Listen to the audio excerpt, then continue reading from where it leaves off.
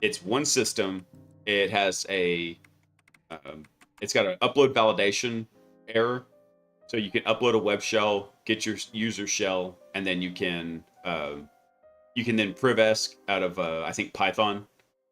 Wait, I think Python was set as a SUID binary, and that's it. So, however, this very basic example is enough to build out a lot of the framework for Hackbot, because we've got to go through and tell it, okay, well now we have to go through like the exploitation theorizing process. So this whole thing that we were doing was just to get us back to using the exploit agent. So if we look at it here, you'll be able to see it, I think. Actually, let me pull up this real quick. So down here, you see we go to exploit, it runs load pickle. What the pickle does is it basically just checks to see. This is our nasty, dirty way of preserving the state table, because as this data gets passed around to each of these nodes here, what happens is each node gets a copy of the state table. And then when it gets ready to return data, it just returns updates to the state table. So you can think of it as like a single book of truth that happens in here. Well, the problem is, to get to the exploit agent, it's got to run through everything in the recon flow, everything in the enumeration flow, and then finally get to exploit. So exploit has this very first little node here that says, hey, check if the current state is -1, if the task is -1. That means it's an uninitialized state table. It's blank. Then what we do is we load it with a saved copy from disk, and then otherwise save it to disk. So we can run through it the first time. It goes through and basically captures us a state table that we can use, and then it writes it, and then the exploit agent kind of exits. That's what it does right now. Hey, Saber, what's up, man? Happy Sunday. Weather hasn't been bad here, just windy earlier. We had 70-mile-an-hour gusts from when I was checking the radar earlier today. It's nuts. It's Texas spring is in full effect.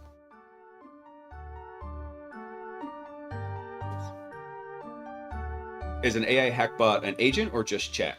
It is an agentic system, Saber. So what we're working on here, let me collapse this down. This is the current state of it. It is still very, very early stages. But what should happen is, user should come in. There's no UI to it right now, so all this is being done manually. But we present to this agentic system built in LangGraph basically a set of tasks that we want it to achieve. It goes through and decides, hey, this is where those tasks should be assigned, either to the recon, enumeration, or exploitation agent, and then it passes it through these workflows. So these are actually individual agents. This is like the supervisor agent right here that we're looking at. And then this one, recon, is its own agent as we come down here. So this agent has its own workflow that it goes through, doing different tool calls and validation of tasking, and then ultimately handing it off back over to Stinger, who then looks at the state table and says, oh, hey, by the way, I got a new task that needs to be assigned. We're going to go to whatever the next agent is in that task list. Bam, it comes in right there. So it runs through this whole thing. What we were just doing was doing a test run of it on this Try Hack Me box. And the reason for that is because, yeah, added an hour to it. Perfect. I needed to get a copy of the state table, which is what all these agents are using. That is like the only piece of information that they use between them. You can have them gather other pieces of information, but anything you want to persist or any other code that you want output to keep, it's got to go into the state table. That's the only thing that's kind of persistent amongst these different nodes in the agent. So we now have a new pickle that we can use right here. In fact, I better go ahead and just put a comment on this real quick. Let's see. Checks for a blank state table and loads from disk. Let's see. If non-blank state table, save state table to disk as a pickle. There we go. So what we're doing is we were just doing this to bootstrap how to get back over to the exploitation agent. Because then what we can do with that updated state table that's saved onto disk, we can execute just this agent and not have to run the entire workflow in here. So what we got to be able to do now is let it figure out how to do this. So I don't think we put robo pages into here, did we? Now we do have robo pages. Okay. Let's see. You know, one thing we could do. I've been sitting here struggling, like, how am I going to allow a web shell to be presented to this? Like a very basic web shell.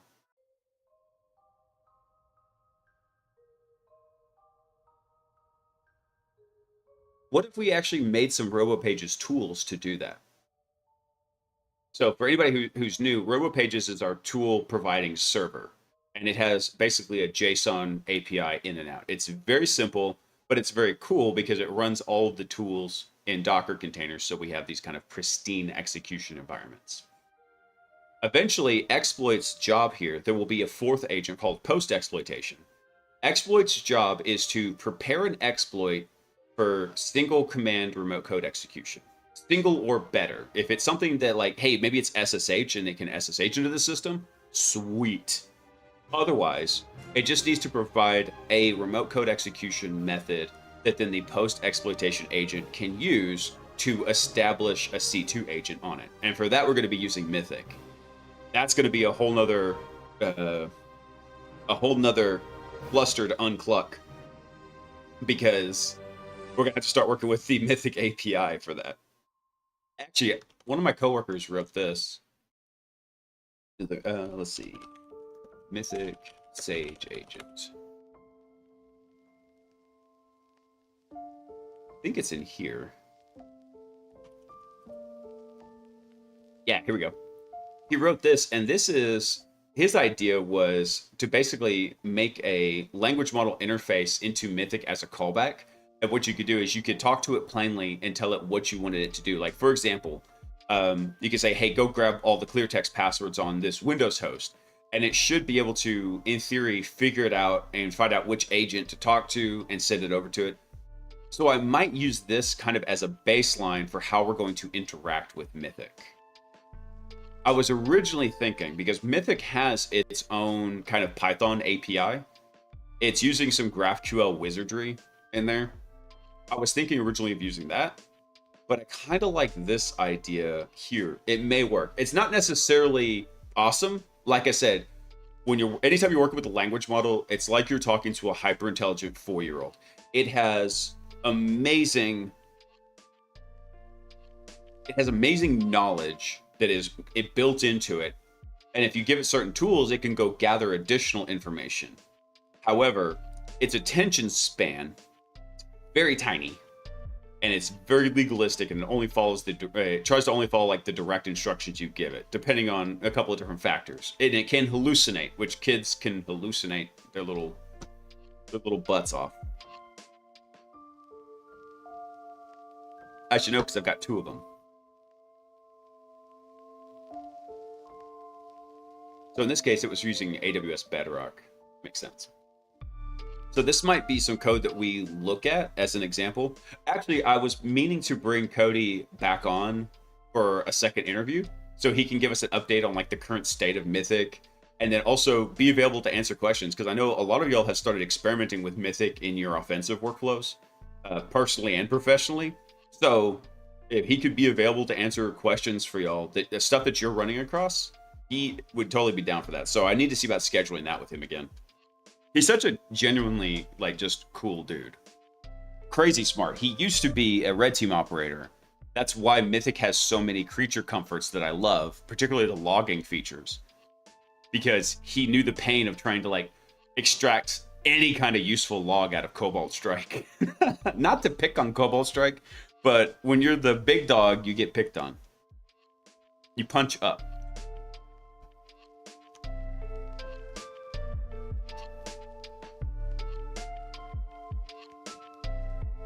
Let's see here. So one thing I'm thinking about here, I prefer to punch down, but there are a few below me. Gemini has a 1 million context.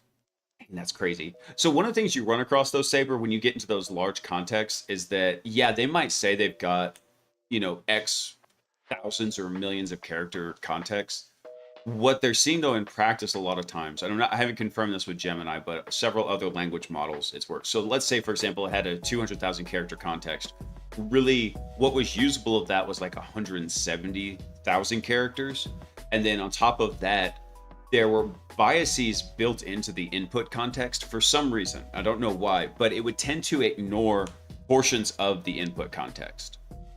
So let me give you an example here. Say for example, you've got a lot of text flowing through here. You can look at how much attention it pays a lot of times. Typically what happens is the stuff in the middle, it pays the most attention kind of up here. And then the amount of attention that it pays dips down significantly towards the middle. And then it comes back up. So for some reason, it pays the most attention to the beginning and the end. If I had to suppose a reason for this, I'd have to say, if these language models have been trained on human thought patterns, right?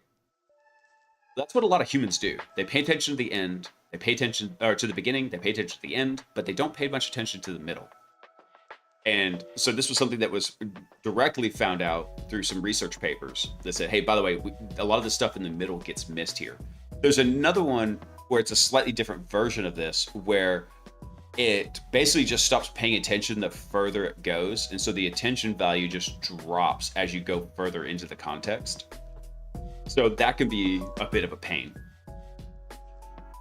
Are you guys even paying attention? Gosh, I know, right?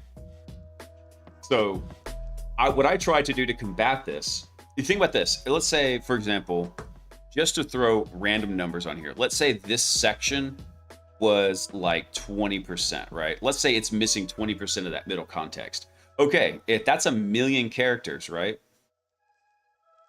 1 million, which I can't even write. So what is 20% of 1 million? That's 200,000, right? That's 200,000 characters you could be missing out of this context if you're at 1 million. So what I try to do is I try to keep this context tight and clean, giggity. So that way I'm not missing much. So for example, if the context I'm sending it is, let's say 10,000 characters, right? That means we're only going to be missing about 2,000 of that. So I'm trying to keep it as nice and clean as possible. There's some things you can do where basically if you reorder this, so let's say for example, they have these context built-in blocks and you shift the order of these and you do multiple iterations. Or you do like a random sort where like maybe this one comes here, this one comes up here, this one comes down to the bottom. And you basically reshuffle the context and you do 2 or 3 passes with the language model to do like a consensus. That's something else you can do with it. But the way I try to approach it is this issue of like this disappearing middle context really, I think, starts applying as the context gets really large. So I try to keep the context from becoming an entire encyclopedia.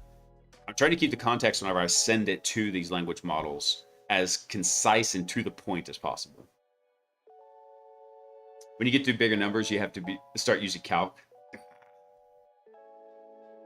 You don't have to use the calc. How'd you do that real fast? No, you can't do that. You're cheating. You got calc up off screen, don't you?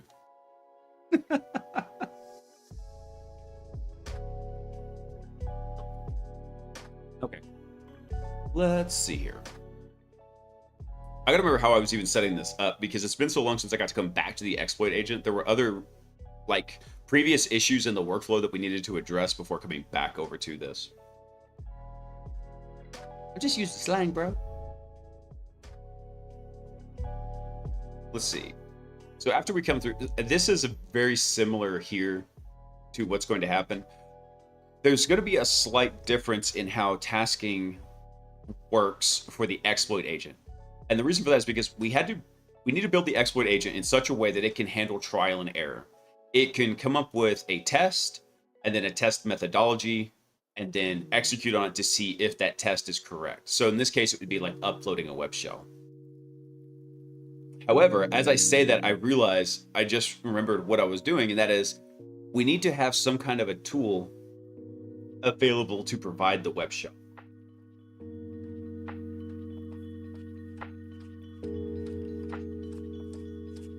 which is really not as hard as it sounds. What we could do is we could take the web shell, basically put it into a Docker container and say, get PHP web shell. Boop, boop, have it spit it back out. And basically just have the tool return the web shell, which we were just using a very basic one from, gosh, what was it?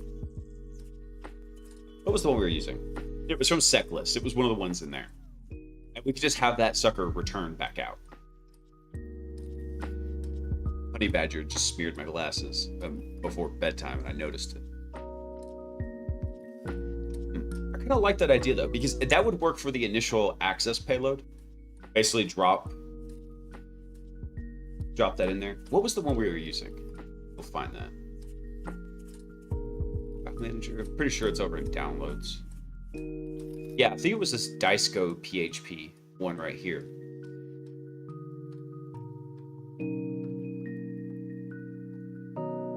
Let's see here. Yeah, I'm pretty sure this was the one.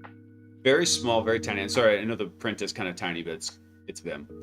But yes, this was the very basic one. So we could even do that. We could take this and basically have a bash script built into the Docker container. And it doesn't necessarily even need to be a Docker container. What can we do for this? No, it does, because otherwise the tool, any of the tools that are going to be executing either have to exist in the RoboPages container itself, or it has to create the container and download it. So instead, what I'm thinking is,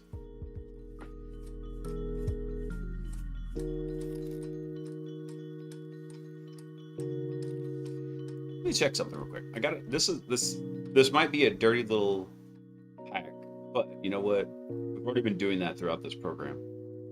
Let me look at something real quick. So we go to coding, and let's look at the Python exec one here. So here's the command line that it's going to run inside the Docker container. Which even this is a little bit odd here, because like, if for example, if we look at this Python 3.7 alpha, there's an issue here where like this initial command line was being ignored. That's right. Let's look at a different example. Let's look at the Nmap one. Go to cybersecurity, information gathering, Nmap up here. So for example, this is running this Nmap local container, and we've got the Docker file there to build it. And notice how it's running Nmap in here. However, if we look at the Docker file, when it builds Docker, we set the entry point to Nmap. So this is a weird quirk of RoboPages, where it actually ignores this first argument here. It's kind of weird.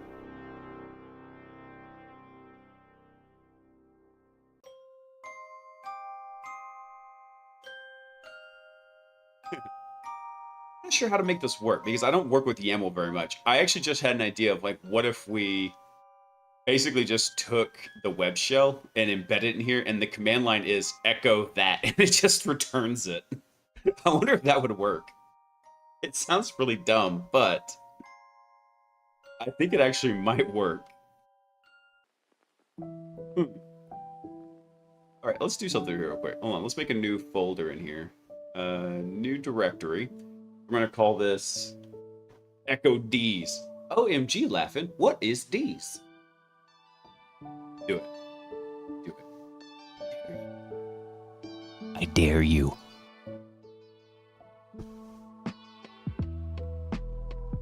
What am I gonna call this? Offensive. Call it web shells. Why not? Just call it web shells, and we'll go make a new YAML file in here. New. No, God, what did I just click? New file, and we're gonna call this.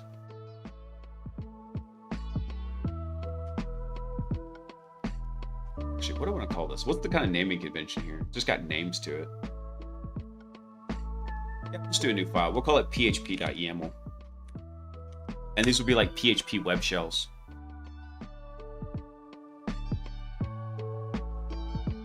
I don't know, because I was hoping LangChain would figure it out for me. That's not how LangChain works. LangChain is not the language model, sir.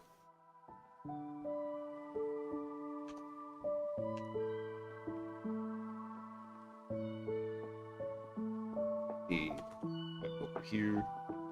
I want to grab a fresh copy of something in here. What do they have in reverse engineering, actually? File string symbols? Okay. Basic stuff. They've got a template in here somewhere.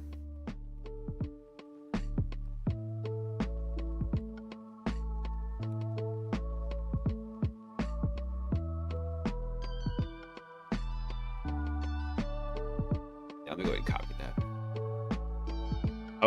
I was told I wasn't going to be judged based on my comprehension. You're not, man. There's no judgment happening here, bro. Oh yeah. Not sponsored by Jocko yet. I'm working on it, Jocko. My back is finally starting to get back into a good place. Any learning resources to move from web to AI agent, dev, or cybersecurity? If you have Python experience, which you might, having done web development, doing stuff with LangChain and LangGraph is very simple. Learning resources, what might be some good ones? There's actually one on Udemy. I think it's this one. Yeah, here, I'll drop a link to this one. And it looks like it's kind of like on... No, it's not on sale right now. If you visit this in... Saber, if you visit this like incognito, if you use Udemy, a lot of times it will give you a discount code like immediately to get this course for like 15 bucks. And this was a really nice introduction to LangChain. So let me preface it with this and why I kind of like LangChain and LangGraph, especially for like getting started. If you wanted to move beyond it, you totally can, but it looks like it's a very, very awesome framework system. And you can go as deep or as shallow as you like in the framework. But you got two copies here. So a chain is something like prepare a prompt and then send that to an LLM and then do stuff with that data that comes back, right? That's a chain to it. Basically, you can think of agents. Those are more like a directed graph. I can't write. There you go. A directed graph. So rather than having a chain, which is basically very straight line in its execution, agents could be something here like we've got a couple that maybe these two have a bidirectional relationship, and then this can pass data over to this other node, and this one might have three other nodes that it can pass information to. And so you really are giving the language model reasoning capabilities to be able to pass things through here.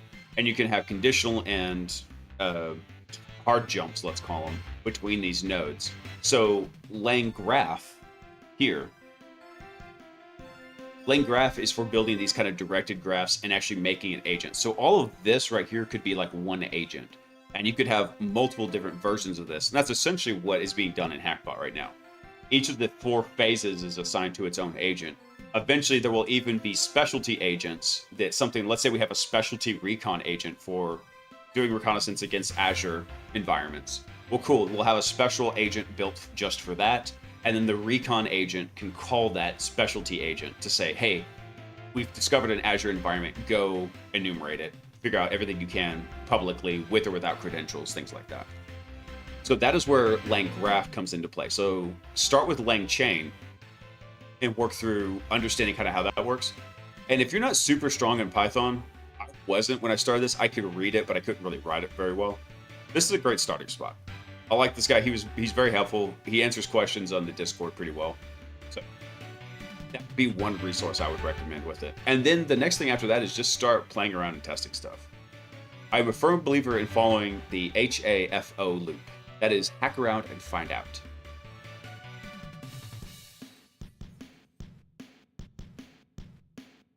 Let's see. Here's an example using Docker image. Actually, I don't really think we even need to use a Docker image. Yeah, look at this. This is actually just doing exactly like what I wanted here. So I think we could actually get away with this. This is going to be kind of dumb. But here we go. All right, description. Let's see. Get web shells for It produces web shells for PHP.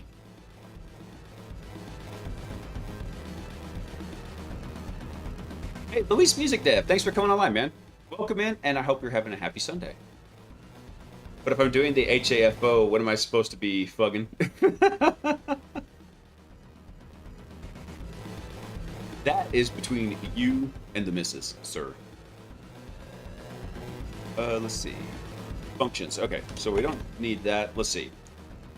Produces web shells for PHP. Yeah, awesome. Here's what we want. And Wooming Fang, thanks for coming online also. Happy Sunday. I had a really good day today. We took the kids to an arcade that's like a big retro arcade. Basically, it's a bar with arcade games. It's an excuse for the parents to go drink, and it's an excuse for the kids to play arcade games. But I mean, it's got stuff in there older than me. And so, awesome arcade cabinets. My kids have a blast over there. They have skee ball and freaking honey badgers just hooking them overhand. I'm like, no, that's not how you do skee ball, dude. The ads. Let's see. What am I going to call this? What was this web shell we had? Exco. Get Diceco PHP web shell. Actually, I want to change this here.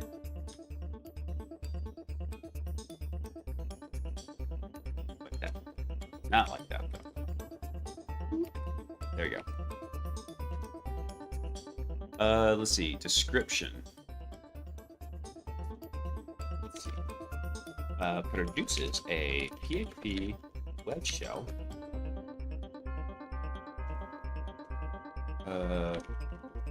Based on Diceco's web shell from the...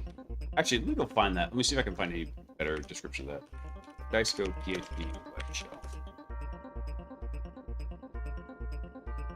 I think this is the one here. Let's see. This is a 6-year-old web shell. Boom.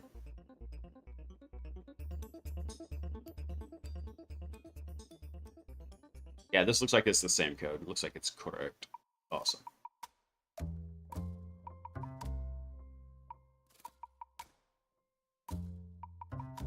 Let's see. This example PHP shell which supports dynamic RC commands. Okay. So the reason why I'm stressing, like, hey, why am I spending time on this description? It's because this description will actually be used in rendering a kind of logic on what tool to use later on by the agents. So I want to make sure the description actually has meaningful information for it. Let's see. So it returns a PHP web shell for... Actually, I'm going to say returns an initial access payload. Yeah, we'll say that. PHP web shell initial access payload. Because in our workflow, we're going to get we're going to have something to get typically like an initial access payload and then full C2 agent onto a system. So that's what we want for this. Let's see. Parameters. Do we actually even need any parameters on this? I don't think so.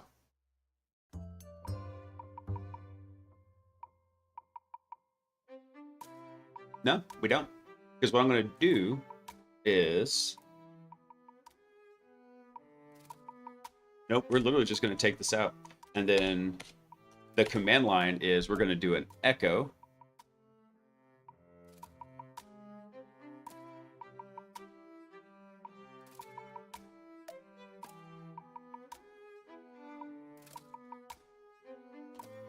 I'm going to take this. What I'm going to do here is I'm going to take that Diceco over here. Let's CD to downloads. And then for Diceco, what I'm going to do is... This is part of my assignment. Define 2 research questions to answer and write the R code to answer them.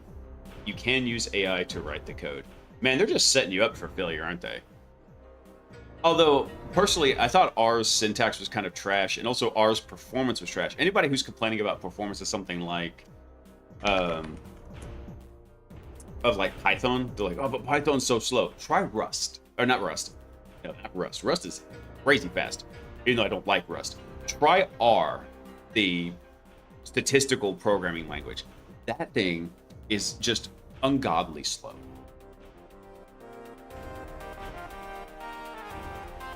Let's see. I think what I want to do there is...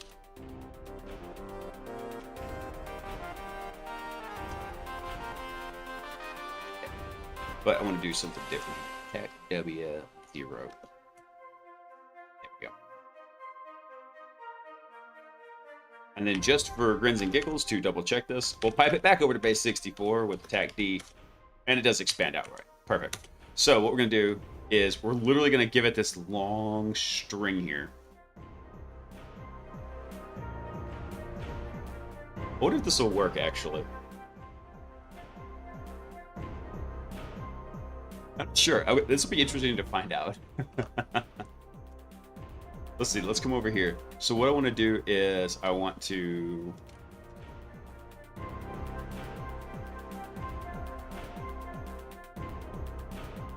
echo this.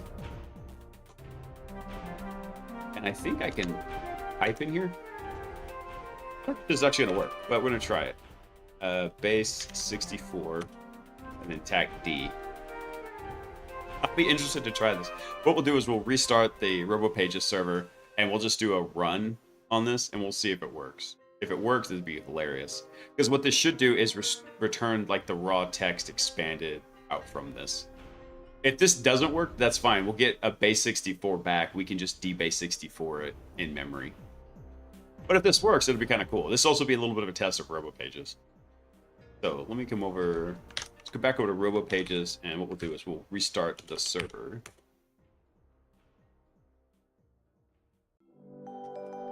And then what we'll do is we'll say run and the function, call the function name. There we go. What do you mean it's not found? Did I not save it?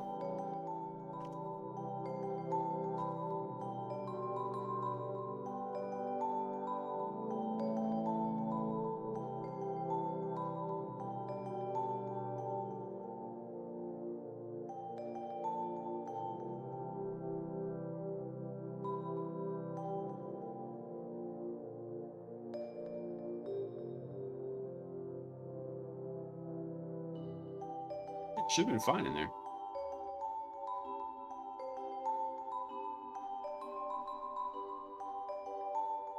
Yeah. Let's see. Produces web shells for PHP servers.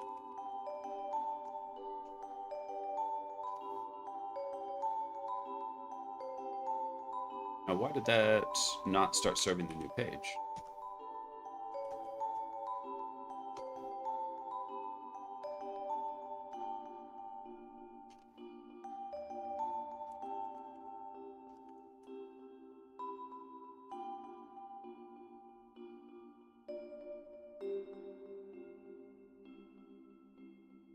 Yeah, what the heck's going on here? Cybersecurity.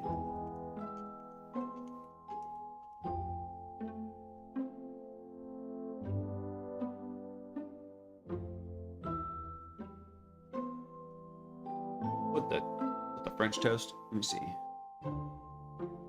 Pages, cybersecurity web shells. Oh, it's an offensive web shells. That's what it is. Right, I'm a dummy. Cybersecurity offensive. Yeah, so those are PHP YAML.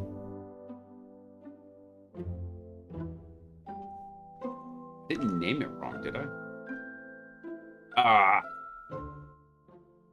Forgot about this. It's because, for some reason, it wants the name to be YML instead of YAML. And you know what? The guy who wrote this, his name's Evil Socket. He is very intelligent. I'm not going to argue with him on this because I'm sure he might have had a reason for this. All web shells are offensive if you swear enough. Yeah, pretty much. In fact, if I had to make my own pen testing firm, I would just call it Highly Offensive Tactics. All right, so now that it's a YAML, we go restart this. Oh, you're killing me, bro. Let's see. Missing field parameters at line 6, column 5. Do I have to have a parameters in there? What if there's no parameters?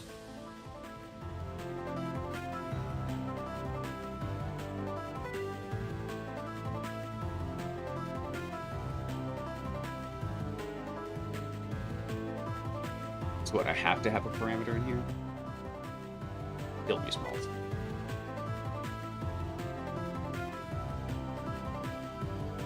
What was that?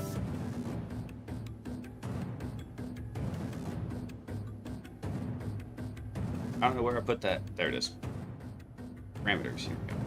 Let me recopy this.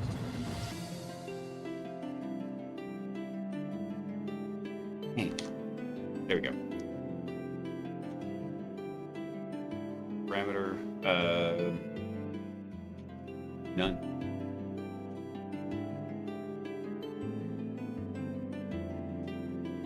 This parameter does nothing.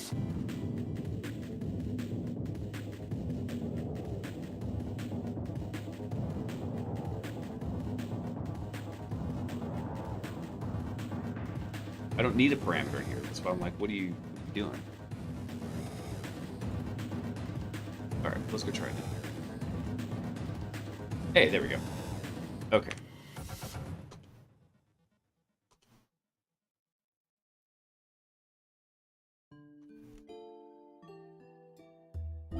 What did it do? Oh, it's because... Well, no. That should have been fine in there. Actually, you know what? I'm a dummy. If we can do... I'm a dummy. Because all we need to do, actually, is just not even echo this. Just do a base 64, back D, and then that. And we don't even need to do any of this crap right here. Although I think this might need to be single quotes. I don't know if it makes a difference, but we'll do this again. Clear that. Okay.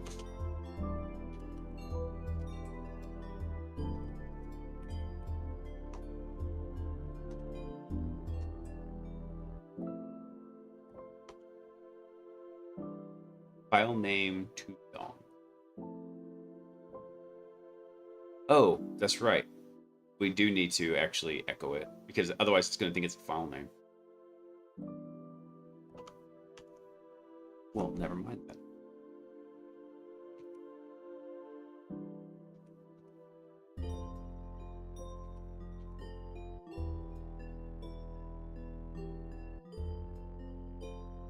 There we go.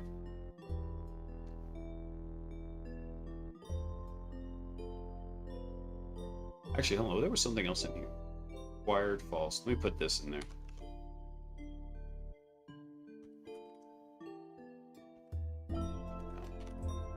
So we'll make this false because this is not a required parameter. Don't care.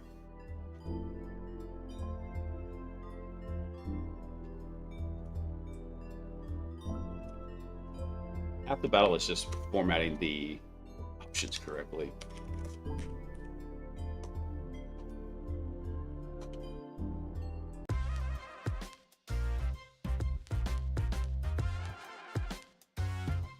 Oh, for some reason it just echoed everything.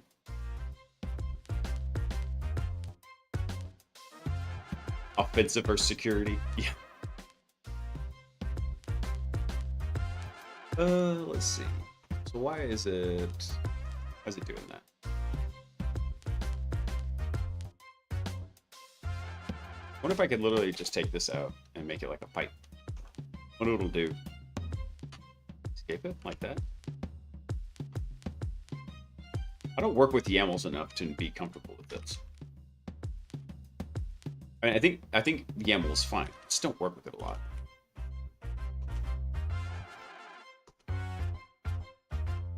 That didn't work. All right, let me see if I can. I know there's a way to do this. Because what I want to do is, so here's what I was trying to do. Let me go back over here. So what I wanted it to do was echo this and then pipe it over to here. Now, if we can't get the dbase 64 to work in this context, that's fine. If we get the base 64 string back, we can dbase 64 in Python. It's slightly less useful, but it kind of messes up the workflow just a tiny bit. It'd be better if we could just get the plain text of the web shell back, because then we could just literally go post it up there. So if I remember correctly, there is a way to do multi-line. Let's see, YAML multi-line string.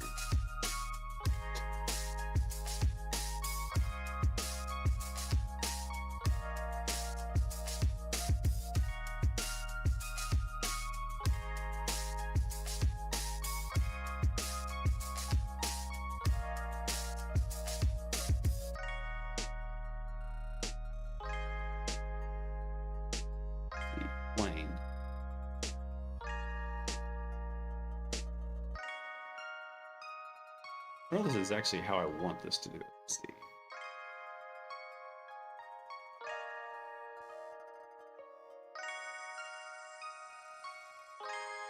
Dude, they added a chatbot feature to Stack Overflow? Oh no, it's like a actual chat. Okay. Let's see. So key use this. Okay, cool. Line breaks are stripped out, although you get one at the end. Okay.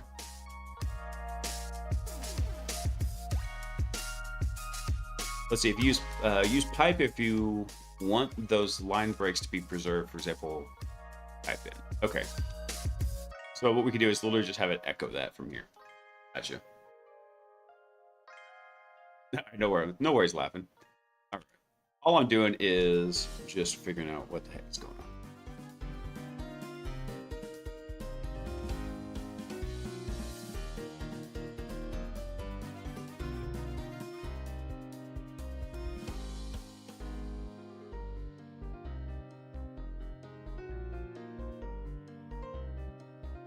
I know it can. Maybe there's a simpler solution to this for base 64 Linux command page.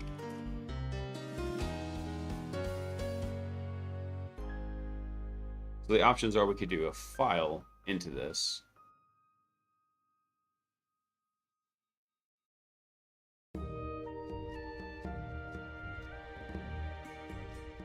I mean, we actually could just have it cat the web shell. Because if we look at this structure here, right, we've got pages. Let me look at something real fast here. So if we cat the server here, what we're sharing to it is our present working directory is going to go to data. So our present working directory is in robo pages here.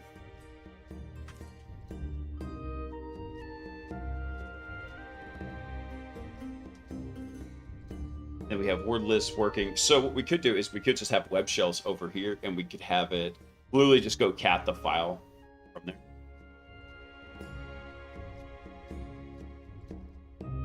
Yeah, that's what we could do. So let's do that. So we'll leave this one on ice for a second. Let's come over here to data. So actually, we already have diceco.php. Let's rename this. Actually, I do want to leave working there. Working was supposed to be a directory that if, let's say, for example, a tool spat out files. Sometimes they don't return standard strings text, right? We're going to be working with a file going back and forth. The working directory, in theory, was supposed to be for that. I think what I want to do here, though, is I'm going to make a new directory, and we're going to call this web shells. And then what we'll do is we're going to move Diceco over to web shells. Then what we can do is we can literally reference data, web shells, Diceco, and just do a cat against that. And then that will return that to standard out, and it will send it back to us. So our option here now will be cat and then we'll tell it this should be, let's see. Crap, where do we bind that to? So we bound the data directory to /data on the root. So yeah, that'll just be right here. We'll do this will be data, web shells, and then dicecode.php. There we go.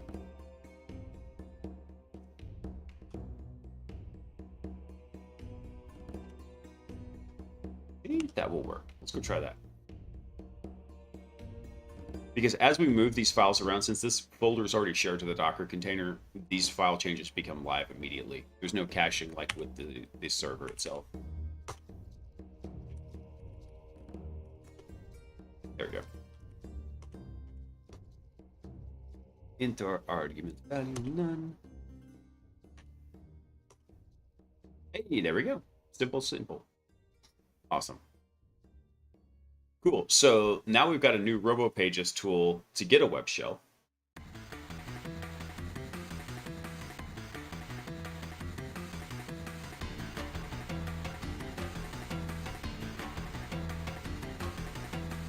Cool. So we got the web shell.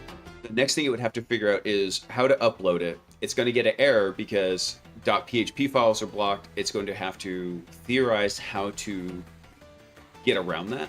And that might be the time we have to add the search functionality to it.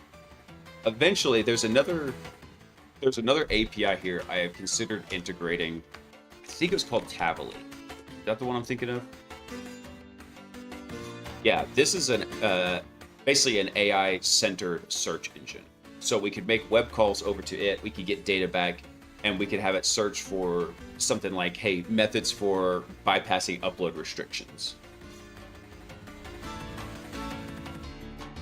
So if we got the upload restriction on it, then maybe this would be the next task. It's like, okay, well, let's go use this call to figure out what to do. Again, we're trying to provide it the tools it needs and letting it figure out how to use them appropriately.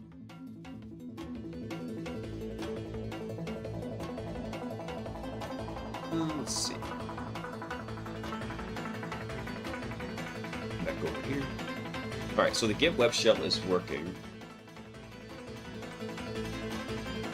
Actually, we could even do one a little bit potentially better than this. Because think about this. So we've got one for getting the web shell, right? Get PHP web shell. We could actually make another one in here. We could make another function. Basically copy this.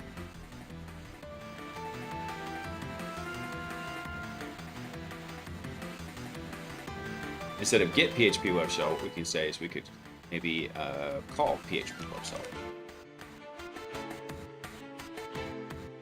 So what we could do is we could have it say, what is the description?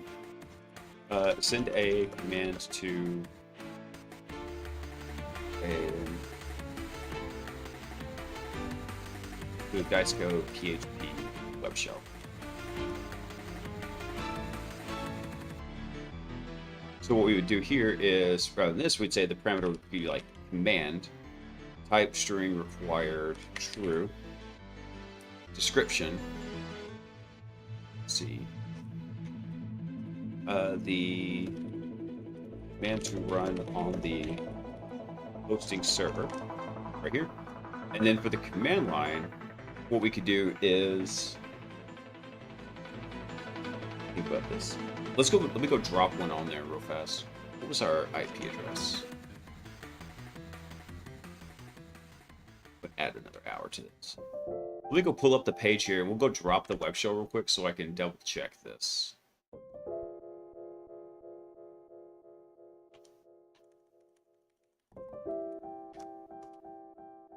There we go. And so what we'll do is we'll upload a file here. So actually, I want to see something here. So if we try to upload a PHP file, we get this error here. I don't even know what that actually means. Translate to English. Oh, detected as portrait case. Okay. PHP is not allowed. Perfect. I mean, which is what we expect. So then we expected, okay, let's go look for a bypass to this. We came across an error. Can we find a bypass? Things like that. The bypass is simply you rename it to .php5. So then we upload that. And now we've got it. And if we come look at uploads, duplicate, uploads. So there's our Diceco PHP5. And I believe the parameter we have to send it is CMD. We'll say like, who am I? Yeah. So all we'll have to do is just make a curl request with the command put in right there. That's it. Simple, simple, lemon simple. So instead what we want to do here is do a curl, and let me go test this actually from the command. So let's do curl,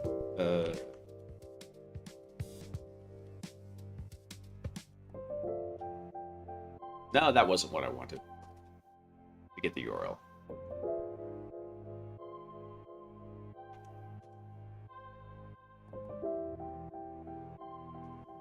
There we go.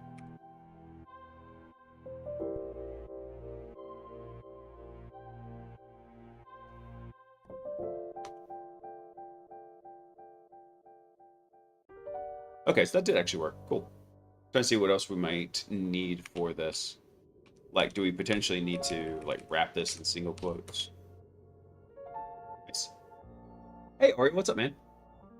Hackbot's coming along. We're working on the exploitation agent now, trying to see basically how do we facilitate giving it tooling to get that initial web exploit. So basically the PHP reverse shell. Well, not reverse shell. This is not a reverse shell. Because you notice we have to make the curl request forward to it. This is a web shell. So the distinction is we make a web request. Our web code actually grabs it and then does stuff with it. A reverse shell would be we get it onto the system, and when it executes, that system then calls back to us in the reverse direction. So sometimes you might hear people say this is a web reverse shell. Some of those do exist, but for the most part, when you're dropping a web shell, it has a distinction. Shells typically, for anybody who is unaware of this, shells typically kind of go like this. So if you have a shell on a system, right, usually the flow is it goes from the attacker to the target right here, and then code gets executed. If you have a web shell, it works in the same fashion. It goes from the attacker technically through the web server, which then gets executed on the target server, usually. And then when you have a reverse shell, what happens here is the target actually calls back to the attacker. So it phones home like this. It's a castle mage. Awesome. I want to know what alchemy you were brewing up in the tower, sir. And also, thanks for coming online. Welcome in. Happy Sunday. Usually wrap the curl URL in quotes in case there's some kind of weird characters. That's what I was thinking about. My favorite are password protected web shells. That was actually, would you believe, Oreo, when we wrote Demo C2, that was the original reason for it, is we wanted like a fully encrypted web shell C2 channel. That was the whole reason why we wrote that project. Makes me sad that it's in such bad disrepair. Maybe I'll talk to Chase and we'll see if we can get it back up to snuff. It needs a complete UI redress, and what happened there was basically two different UI developers, me being one of them, did not exactly see eye to eye on how certain things were functioning, and the implementation on how it to talk to the back end just never worked properly. So I probably should go revisit that project just because it was fun, and I'd like for it to be in a somewhat operable manner. The UI just never worked properly. Updated my Python obfuscation script. Just need to fix one C++ bug. That's awesome, man. I was trying to think of a C++ bug joke, and I whiffed on it. All right, let's see here. I'm trying to think if I want to. I want to try something here.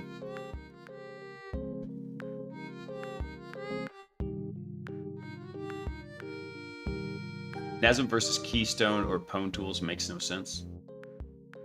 What is Keystone though, Oreo? Drawing a blank on it.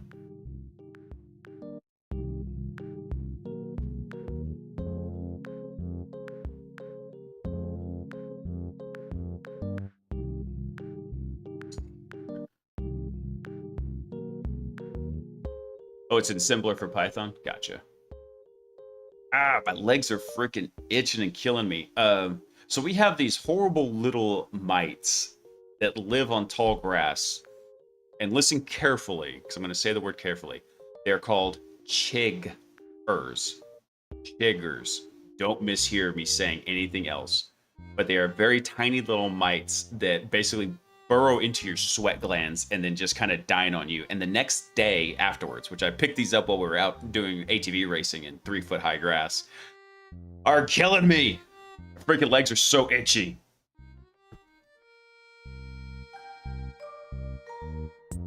Let's see. Yeah, I think that's really all we want to do.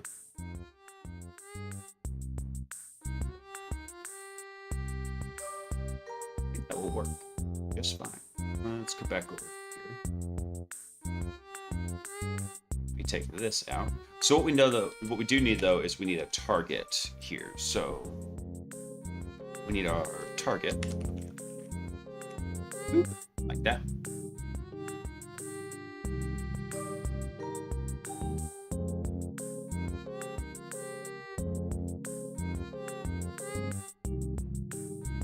Actually, I have to take this back. We need two parameters. We need a target and a command.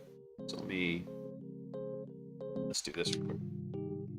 Let's just duplicate this. We'll call this the target URL. We do want a string. This would be the URL hosting the web shell, and let's give an example in here.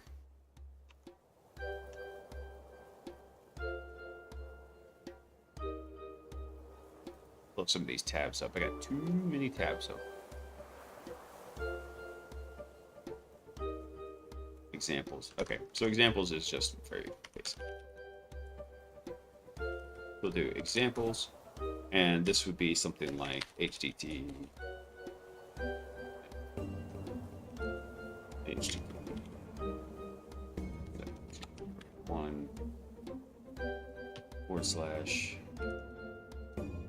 /shell.php, like this. Another one might be like https :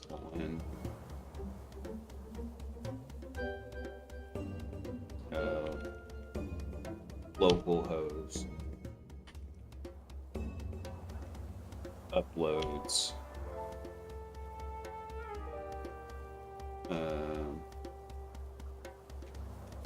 equal, it's like that. Okay, so we want to know what the address of the web shell is. Perfect.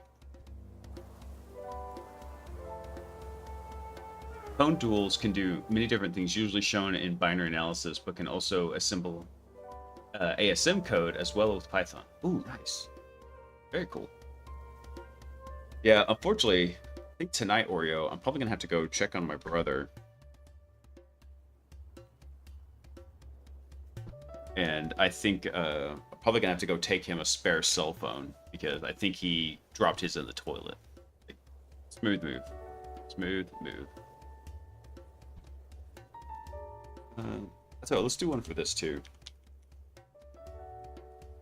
So say examples. Like an example might be, who am I? At Etsy past WD.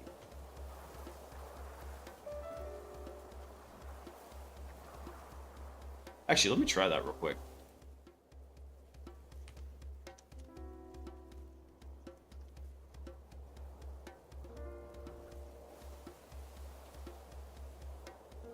See, that's what I thought.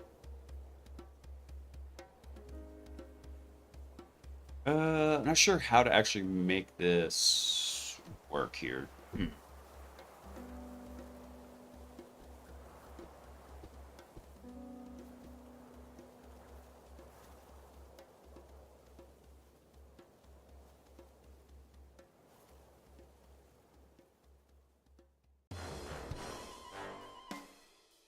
I mean, I was just going to say, hey, let's just do a very basic curl, but I think we could also do Python in there.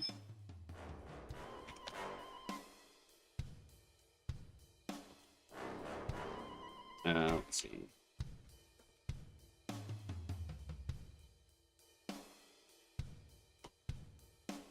What's this one? Elegant Shockley. That's the name of the container.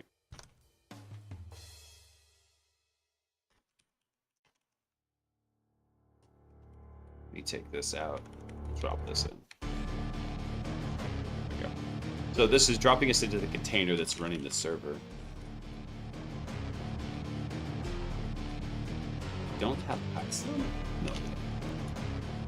Don't have Python for it either. No way.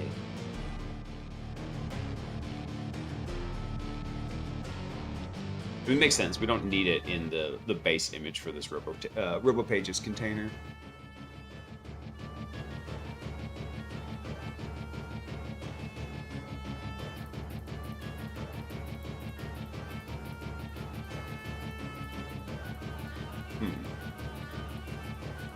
What do you think? So the issue here is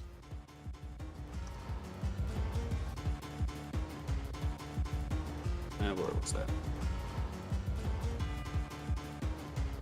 So the issue here is what actually should happen is this space should be changed. It should be changed to a plus sign right here to make it actually like URL acceptable in here.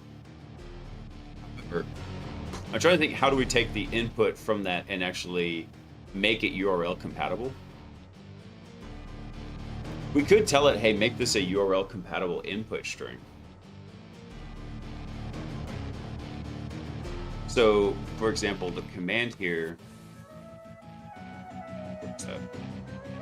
we could try that. So the command would actually be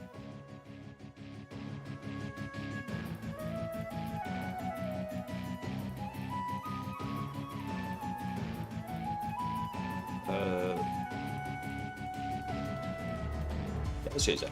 A URL encoded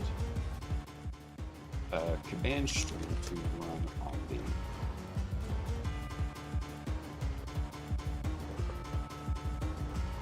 so example might be this. So we have a plus in here. Let me think of another good example, something we might do. Let's just do one here. So something like Python space -c space double quote. Actually, I'll probably have to go fix this.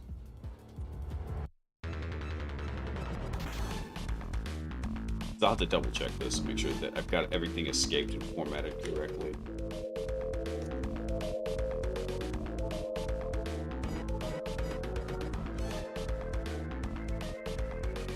And I think when we do that, we'll have to take the curl out and just let it be as is.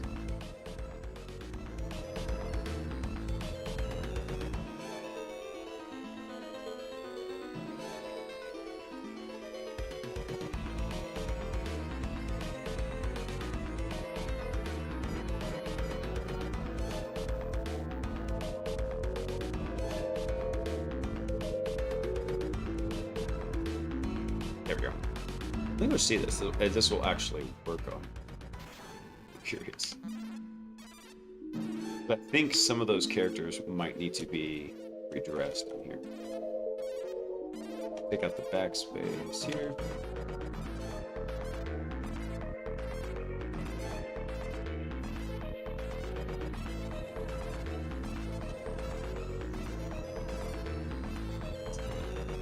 Yeah, using that illegal formatter is. Yeah, I think the problem is actually. Let me go look this up. Oh, Cyber Chef. check this real quick. So what we want to do is we want to do something like Python tax C, and then we want it to do a print hello world, just as a quick example.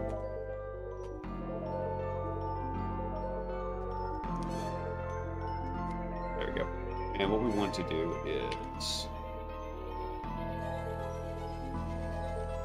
takes a defanged URL and fangs it, meaning it removes the alterations.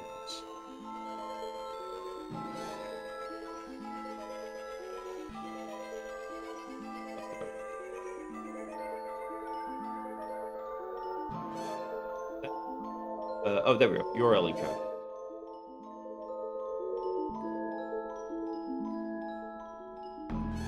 Looks like that's how I wanted it. So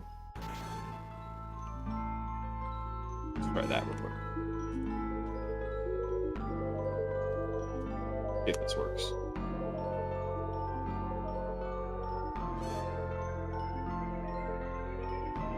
I mean, so that works, except the problem is still need to like double wrap that.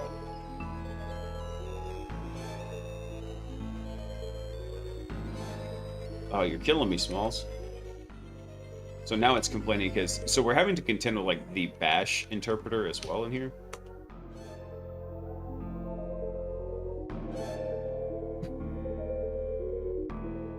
All right, so a simpler solution to this might be basically copy the Python exec and then have a prepared Python exec statement to make the request and return the output. I think that might be a simpler solution to this. Because you'd think that it wouldn't be that hard to send a curl request, and it's not when we're doing it this way. But I want it to be able to handle a little bit of robustness in here. So what we'll do is, let's close this. I want to grab the Python exec one. And basically what we're going to do is we're going to duplicate this Python exec function here. Take this.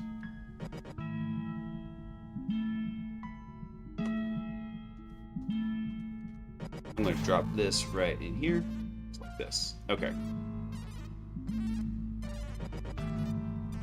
So what we're going to do is for our Python exec, what we'll do, basically copy all this stuff out, take the description, send a command to a Diceco PHP shell. So for our parameters, I'm going to copy all of these, drop them right here.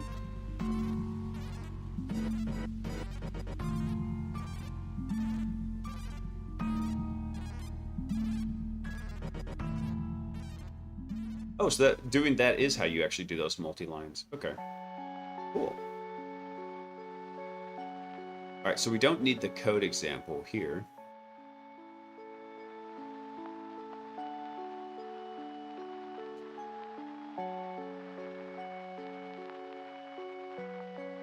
And this right here, we'll probably have to change this as well. But what we're going to do is we're going to use the exact same container that Python uses because it won't cost us any more resources.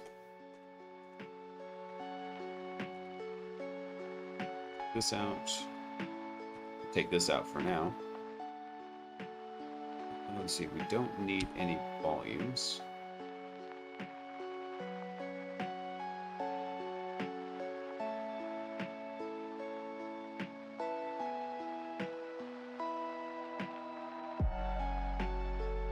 Let's see, so now I think what I want to do here is we'll just make a real quick like Python bootstrap. I don't remember how to do that. Let's see.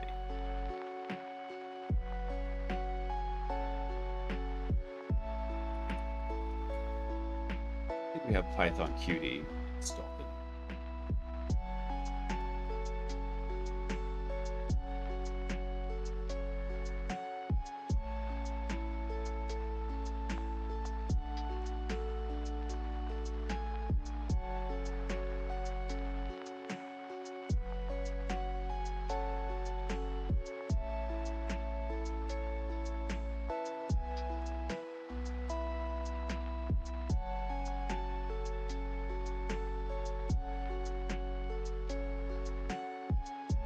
I have that.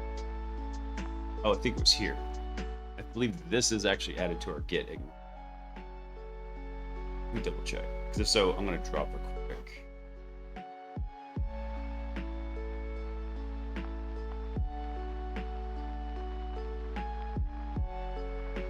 I thought this LangGraph API stuff was actually part of the Git ignore. UIC in.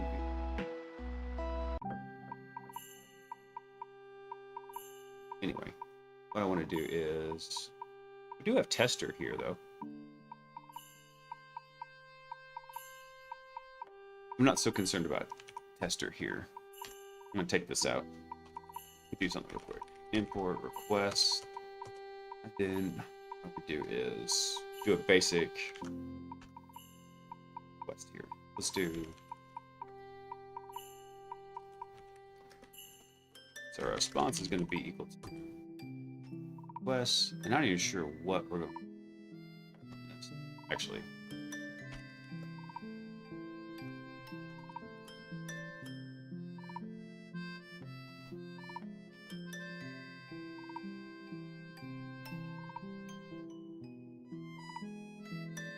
I think just getting here. Learner, hey man, how you doing? Well, it's still Sunday for me.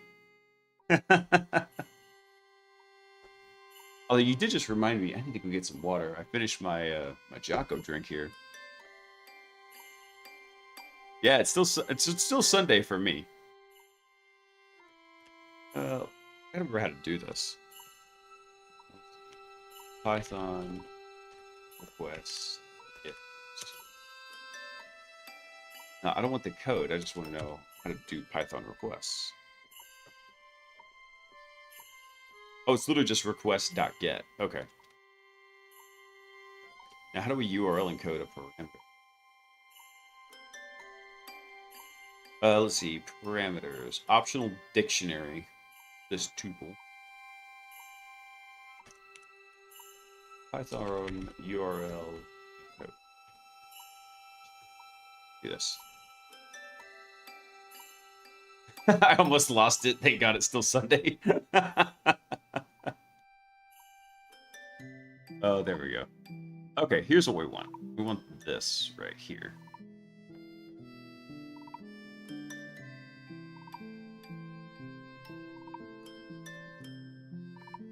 So we just do URL lib parse quote. That's what we want, yeah. That's what, guys. Give me 1 sec. I'll be right back. I've got to get some water. I'm dying.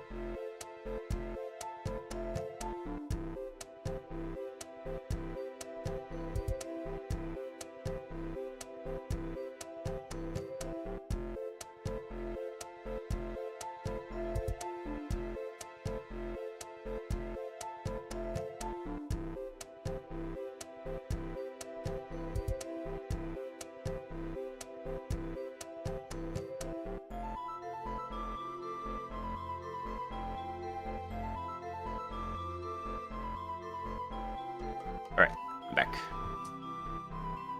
I'm back. Guess who's back? Back again. Alright.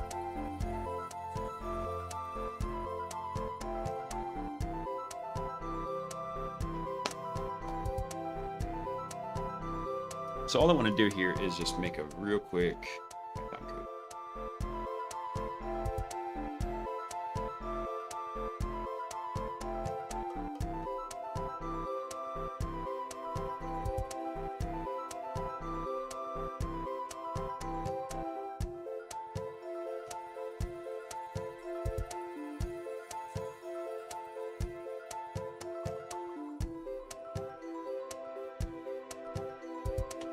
Let me change this real quick. I'm just gonna import requests.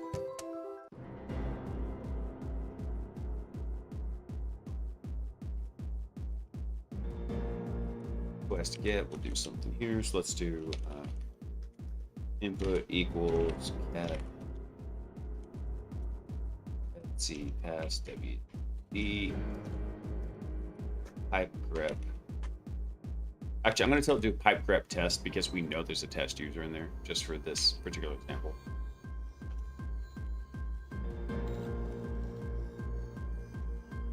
So command, and then our encoded command is going to equal, not that. What's this? URL lib. Oh, I got to import that. Oop.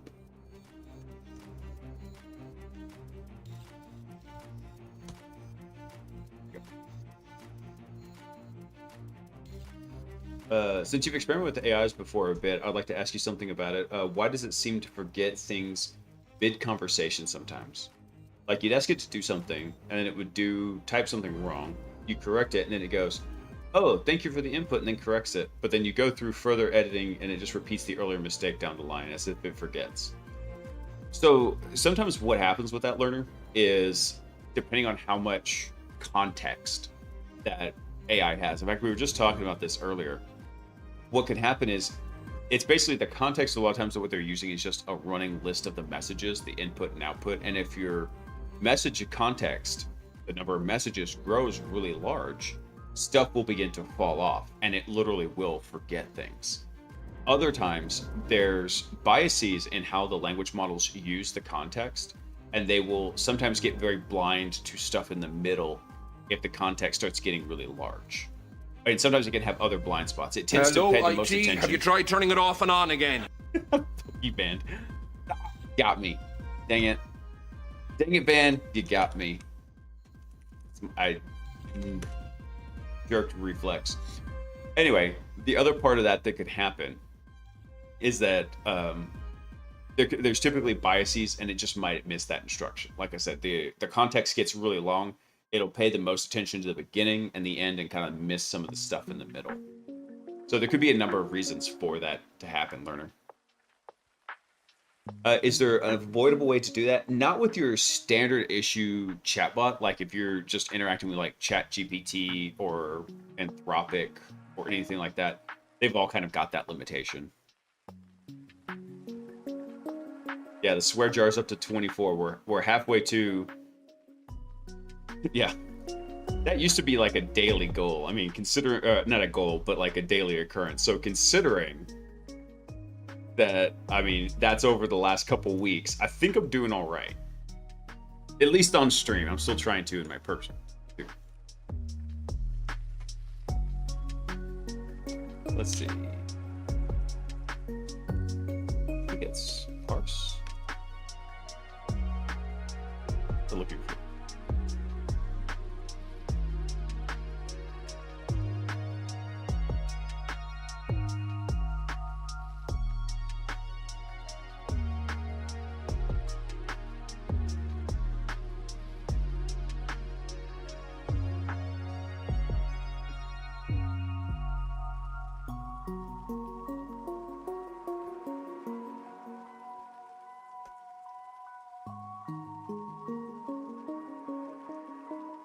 There you go. Let's do e.quote, and then literally going to pass it.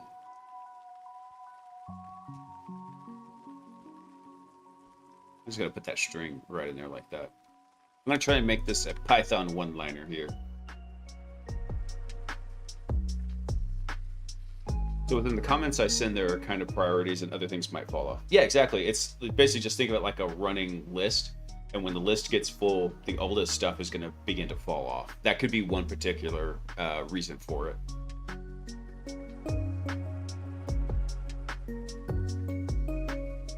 What is the new keyboard you got, Laughing?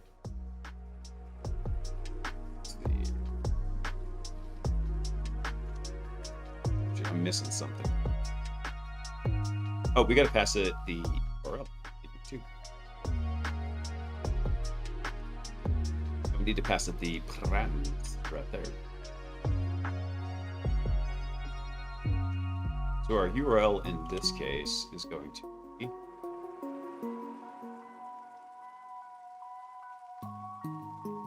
test this out.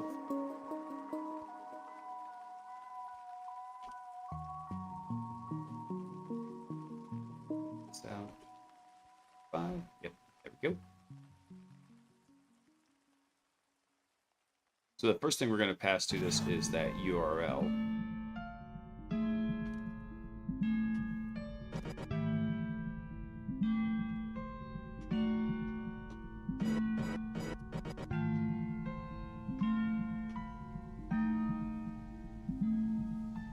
I think if I do a CMD star, maybe it's a double star.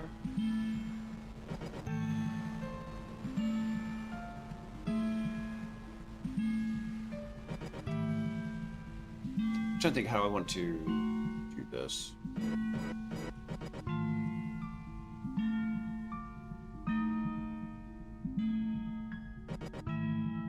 Is that how I want to do that? How will that come out?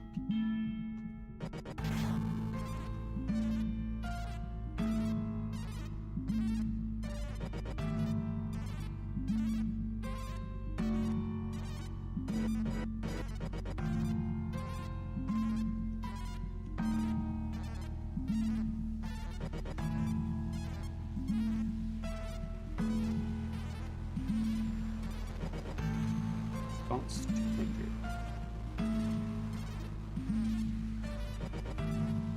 Yeah, so it actually got content. There we go.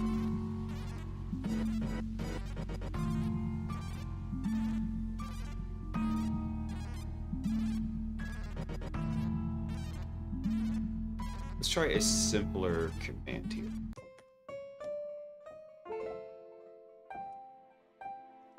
We just try like a who.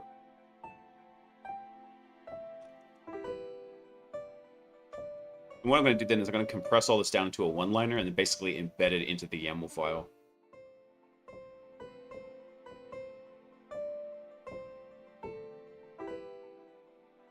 Oh, there it is, TripDub's data. It actually did get it.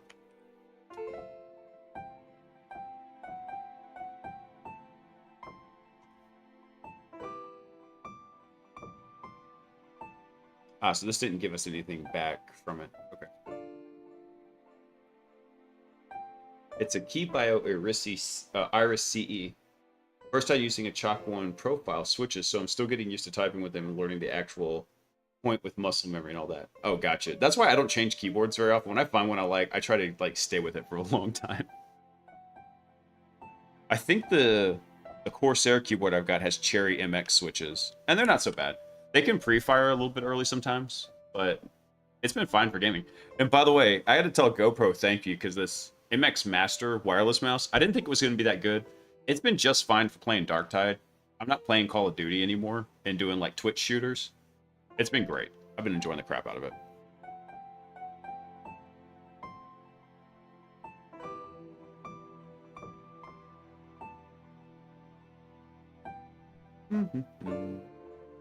But I think that kind of works. It's just this might not be working. So take that.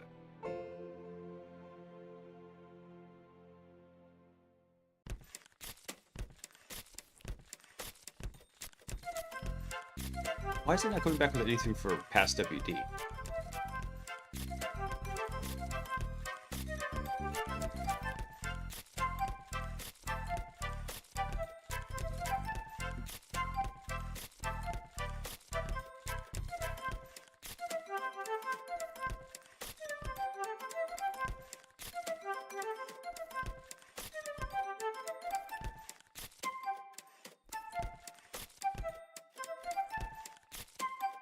That should have worked. What's our command? We'll look at the response object. Content.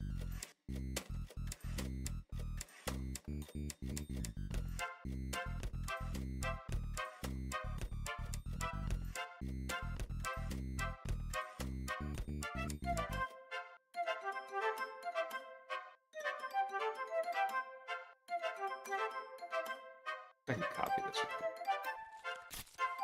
Copy value. Try something else.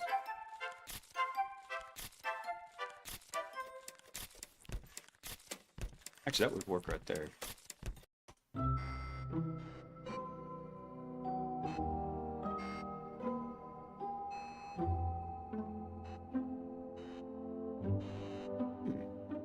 Very odd. Because I know Etsy past WD's there. I think we literally just did that.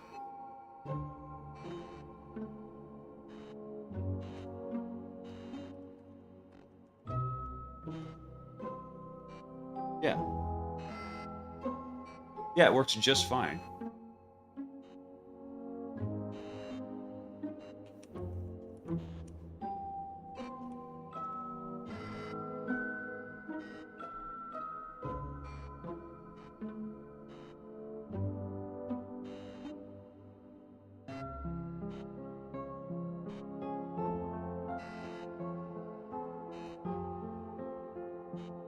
Weird. I wonder why it's... So for some reason here, it's doing a...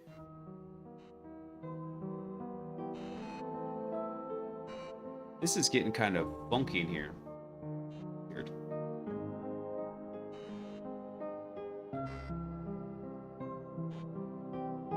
Yeah, so all it did was %20, but here in the debug, it's doing a %2520 %2f. Oh, there's a %2f in there, so that should have been the /.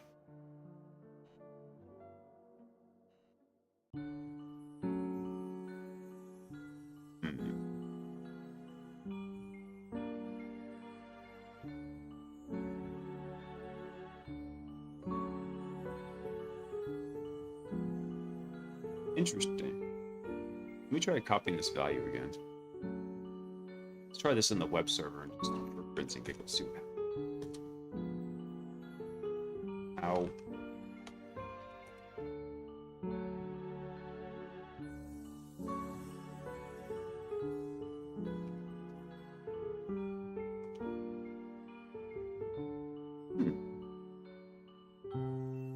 So where's that extra %25 coming in?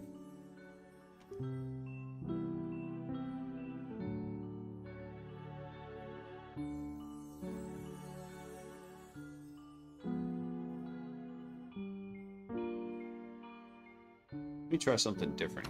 Stop the debugger. I'm going to tell it not to quote this. I'm going to just literally do the string as this. I'm going to see if it'll auto URL encode this.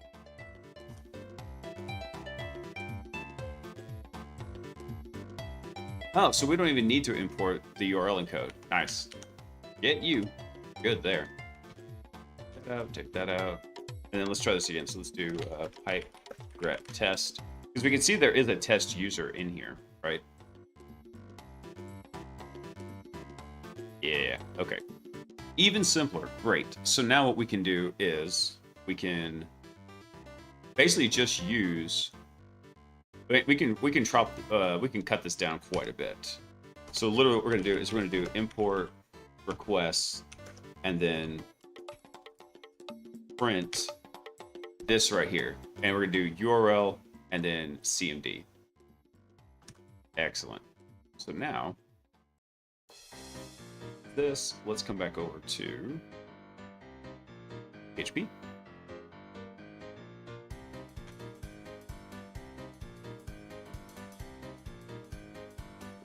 This in here, and then we're just going to sub in our parameters. So target URL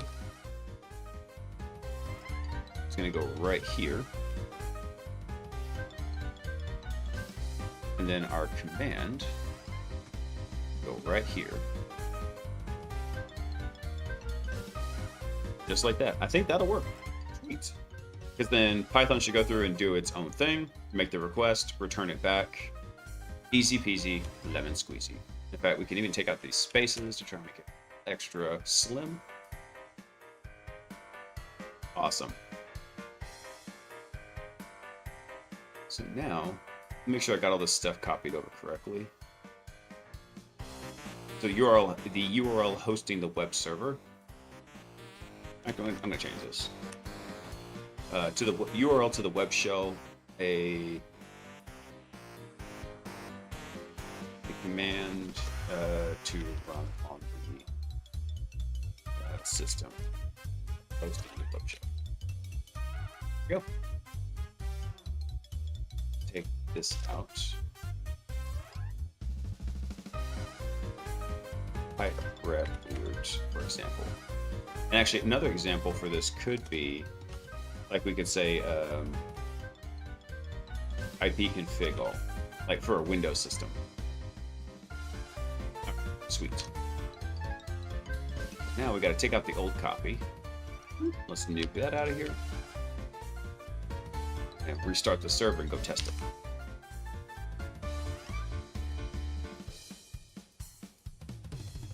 Missing type field on line 20.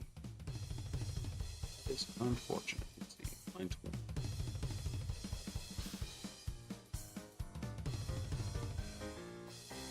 Oh, it's because this is doubled up in here. Got parameters in there twice. There we go. Nice. All right. Let me try this real quick. None, run, bam. Okay, so we get the web shell back, no problem. I don't remember what the new function is called. Call the PHP web shell.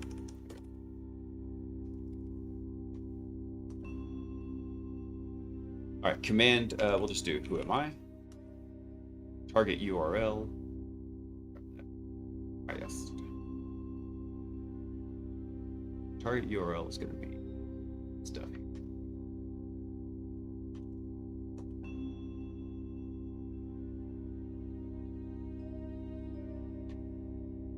And it's going to fail because we need to quote wrap those.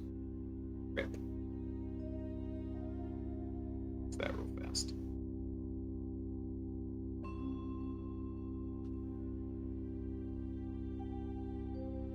So we'll just single these ones right here. Select that. Let's try this again.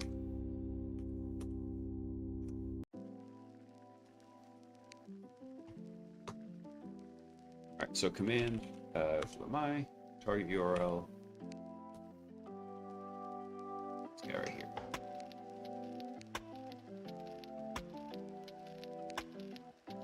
Let's see, so we're going to run import reg. Yep, execute. Ah, damn it.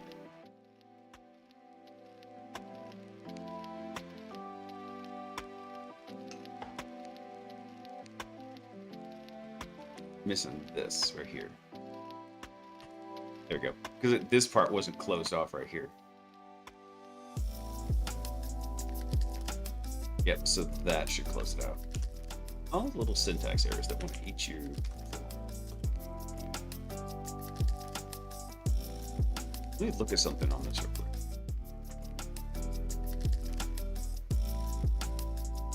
You can tell the function defines one or more variables to key value pairs. Oh, actually, you can do that. Nice.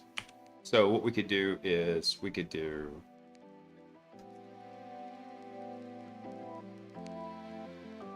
so we'll do command equals who am I.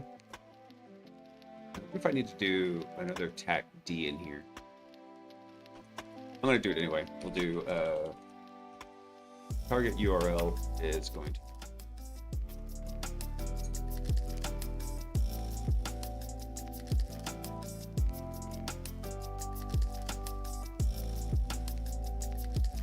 no module named request. I thought request was a built-in Python module.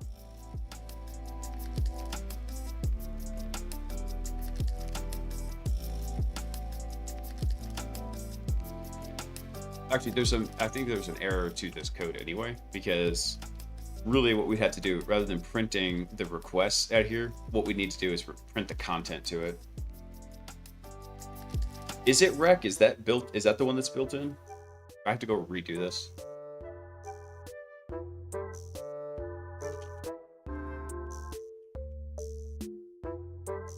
I mean, there's requests right there. I thought that was... Yeah, that's what we got. And so in the YAML file, that's what we have. We tell it to import requests. No, you're good, man.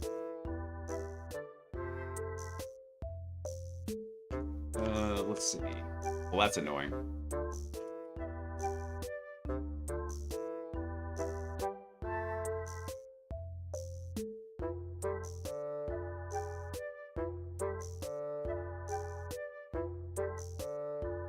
Hold on a second. Let me look at something. Because they had examples for this. Pages, coding, Python.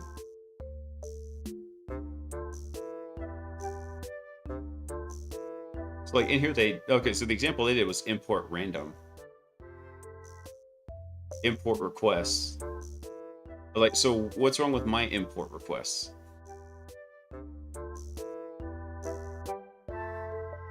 See that? So they actually already had the code kind of pre-built in here. What the crap? It's the same one.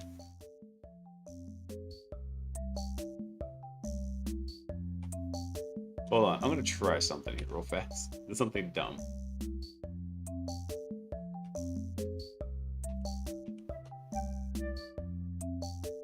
What was this called? I think it was just called exec. Python exec. Okay. So Python exec. Tag D, and then the parameter was called code.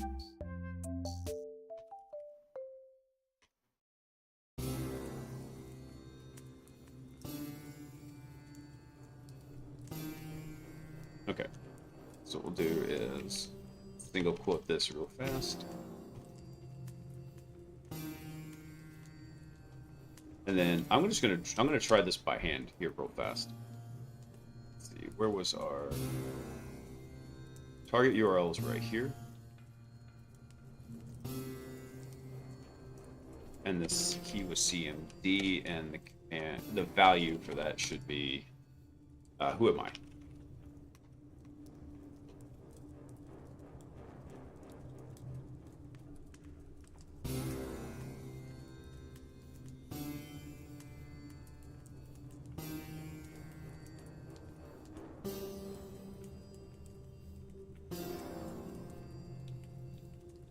Wait, what?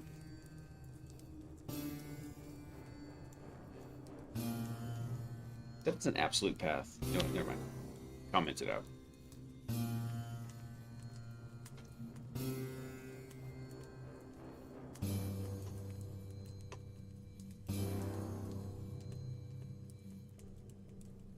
No module name request. What the crap? I thought request was a built-in default Python library.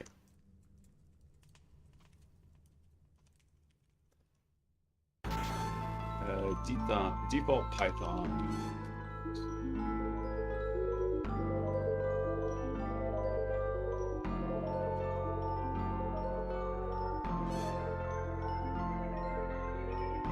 Request is not a default Python library, it's a third-party library that needs to be installed.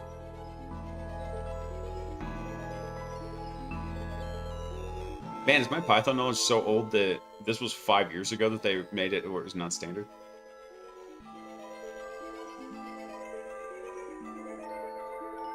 Yeah, I thought it was a built-in library.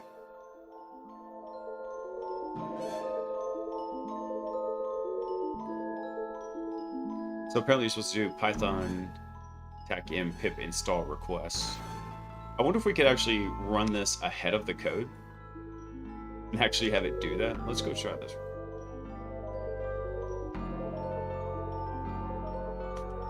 Try something.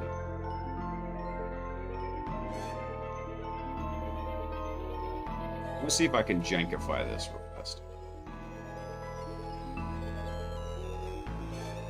Actually, that's not where I wanted to do that. Let me back this up. I'm going to try it here.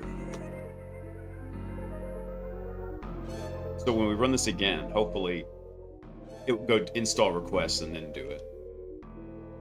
It's kind of dumb.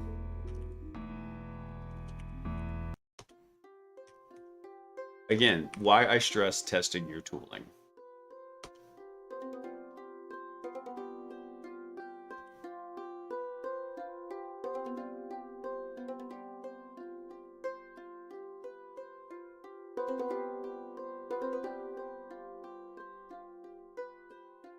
Oh, so it actually is expecting that to be an executable. I got it. That's a runtime thing.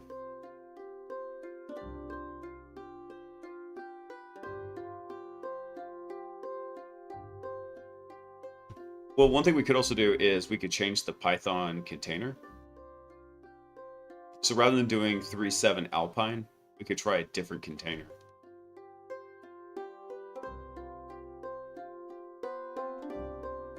Let's see here. Python Docker containers with standard packages installed.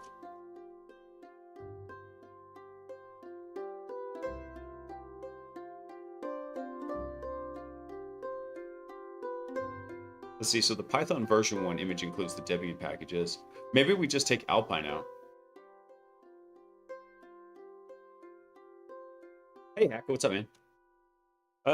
I was just using request because it was the first one that came to mind, and I thought it was a standard Python library. I thought it was part of the built-in libraries. But apparently, my Python knowledge is 5 years out of date, because I think that's when they took that back out. Let's try something real quick here, though. What if we change this to, instead of using Alpine,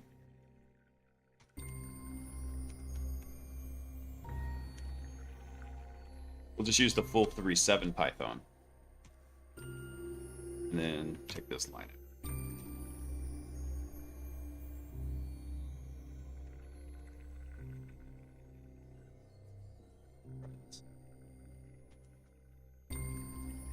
Kill the server and restart it. Okay. In fact, I just realized there's a typo in the URL here.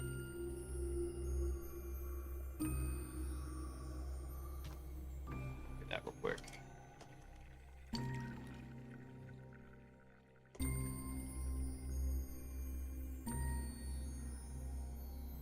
So since we changed the container reference, it's downloading the new container right now. Hey, Hacka, do you know, is URLlib is it a default built-in library?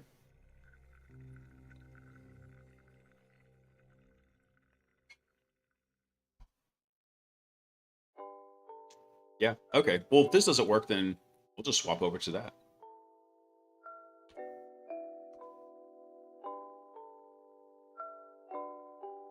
Yeah, no module name request. Ripperoni. Let's see here. Python URL lib get request.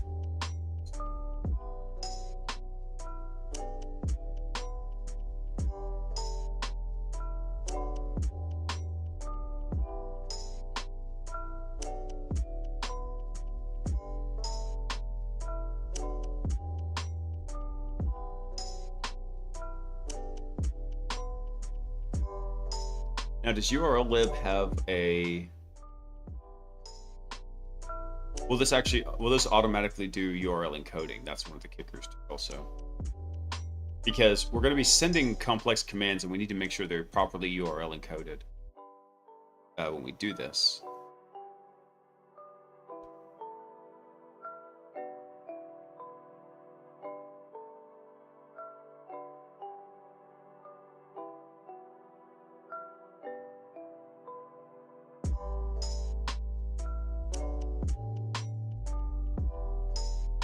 Not 100% sure. Well, you know what we're going to do? We're going to test it out.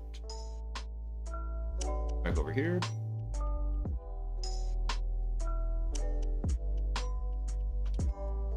We drop this in, and then let's comment all of this stuff out.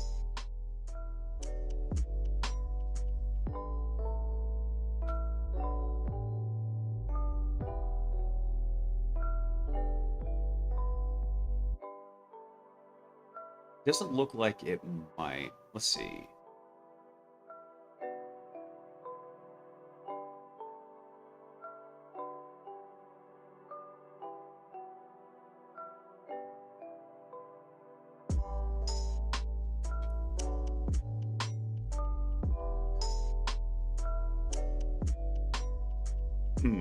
I don't want to do this.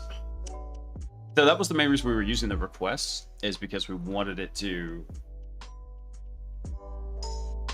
We wanted this to URL encode, because when we're sending commands like this, like cat a file pipe grep, the commands can get kind of funky. So we wanted the automatic URL encoding to happen in the Python script. The problem is, I guess even the Python 3.7 image doesn't have it in by default.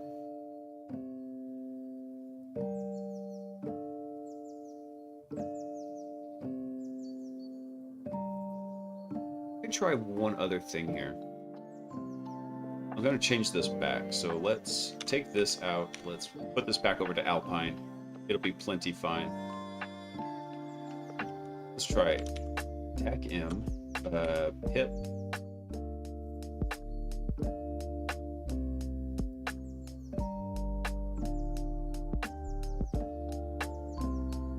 It does have parse?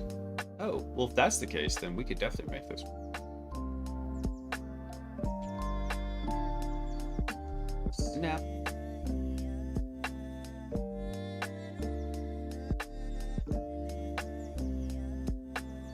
I can clean this up a little bit. So we're trying to keep this as slim as possible, because what we're going to want to do is make this a Python one-liner that we can throw in there. Let's do URL lib import parse and request.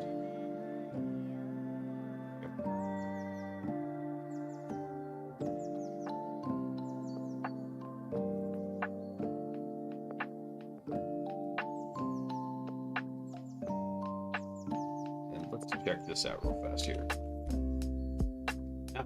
Not what I wanted to.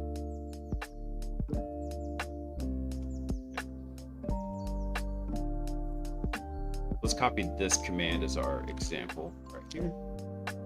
So command is going to equal this.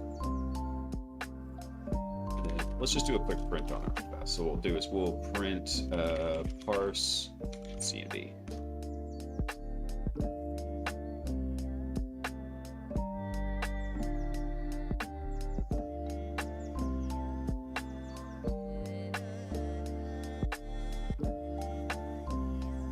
Parse isn't callable. Oh, is it quote? That's what we gotta do? Yeah, quote. There we go. We're gonna call parse quote command. Let's run this real quick. Actually, yeah, that seems like it'll work just fine. So, awesome. Thank you, Hacker, for the suggestion. Much appreciated. Much appreciated. So cool. Now we can easily take this and drop it down, because we can use this same format that we had here for calling the web shell. Grab a copy of this real fast. Let's throw this back over in our little tester, and we'll just refactor this sucker. So we're gonna want to replace this. Hey Gumby, thanks for the resub, man. I wonder why it did the weird alert on there. I gotta go through and fix the channel alerts. Bullshit, I can't hear you. Sound off like you got a pair. Gumby. This is why I have trust issues. I just want you to know that.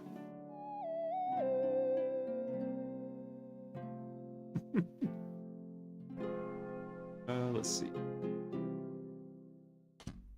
Request, get. I thought that was just a get request. It's URL open. That's what we got to do.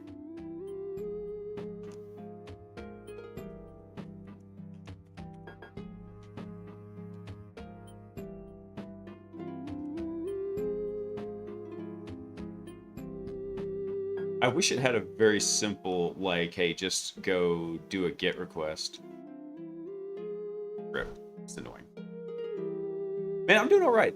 I had a good day today. I took the wife and kids to an arcade, and so we had a good time there.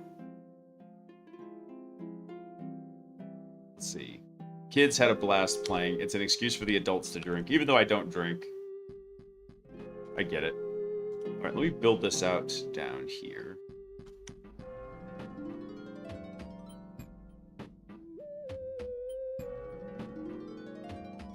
Take this part out real quick.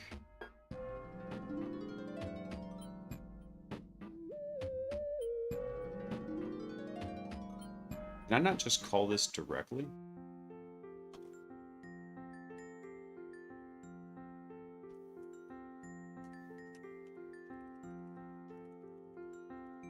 There we go. Let me see if I can do this real quick here.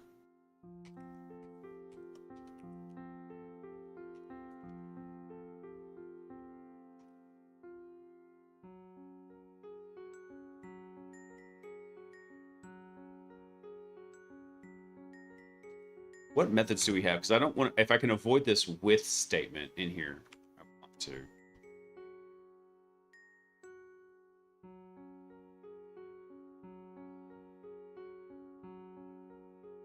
Let's see, URL.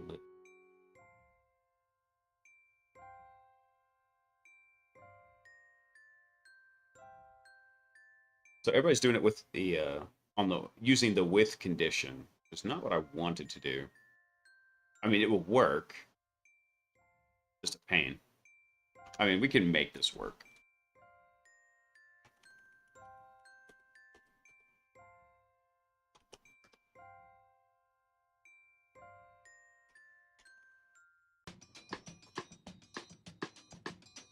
I was trying to keep it a lot simpler than this. It was a lot of fun. There was this one game where it's like, I forget it was called like something like Shooting Trainer or whatever, and the characters would pop out and they reacted differently depending on where you shot them. Apparently, and if you shot them in the junk, they reacted like crossing and stuff. And apparently, makes it really easy to tell where you hit them. Apparently, I'm really good at like long distance circumcision. Just bam. Hey, crap. I could not stop laughing about it.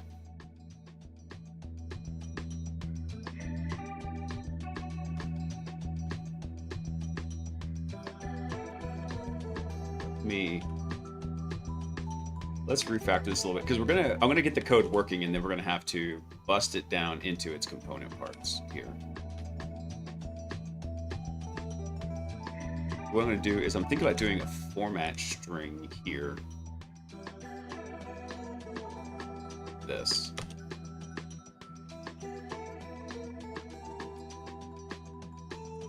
And then what we'll do is we'll do URL here for now. And we'll do question mark, and then we'll do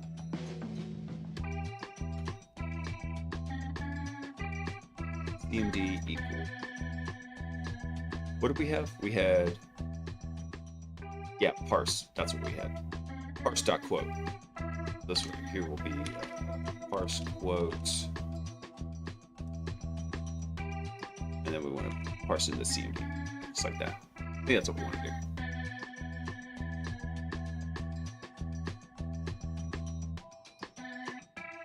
Oh, the with s is just for clean code. You can call it just as is. Okay, gotcha. Oh, so Gumby, what we're working on here is I finally figured out how I wanted to get the web shells into the exploitation agent. We literally just made a RoboPages function for getting a web shell. And literally all it does is it just cats the web shell from the staging directory where we put everything. So bam, it drops it in there. Then we can tell it, hey, you'll go use the post request to post up the file, drop it on the system. And then we're making a let's call it like a component, another version of it to call the web shell. So I was trying to do it with curl, except it was being a turd because of all the URL escaping. So what we're doing is I'm testing out how to do this as Python real fast. And what I'm hoping to do here So if that's the case, then what we could do is we could just tell it to read it. Dot read. Hey, there we go. Perfect. And then we wrap that in a print statement. I think we'll be good. I think we'll be Gucci.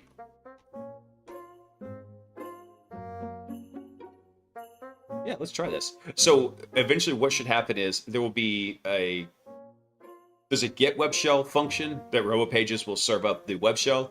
And then there will be a call function for that same associated web shell. So we can send commands to it.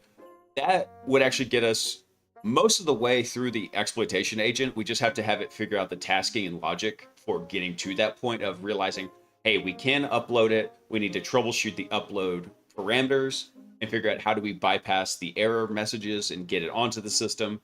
And then once we get this, literally this would be like our single exploitation code right here.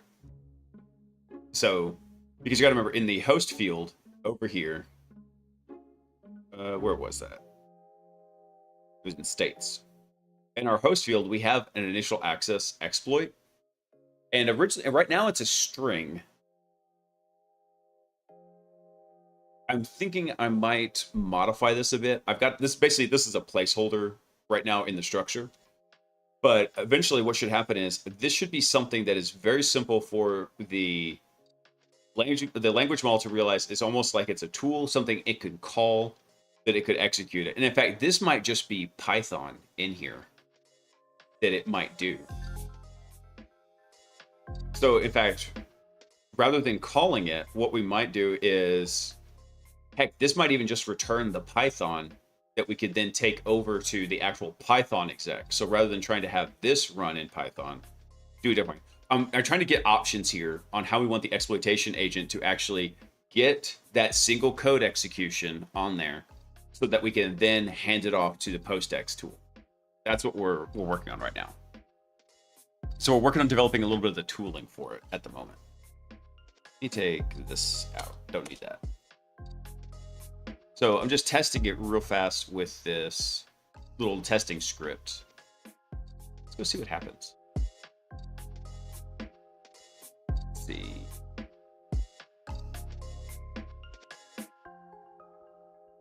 Unknown URL type. Unknown URL type.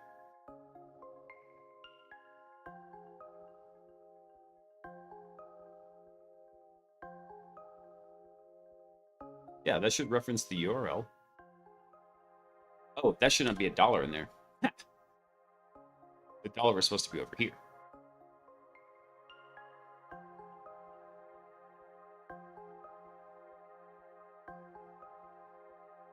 Oh, and there should be no $. There. I forgot. It's just, I think it's just the double quotes. I'm getting my syntax between RoboPages and Python conflicted. Hey, there we go.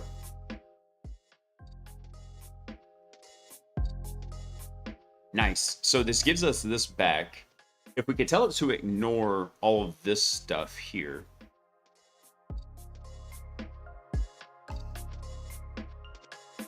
That would be even better.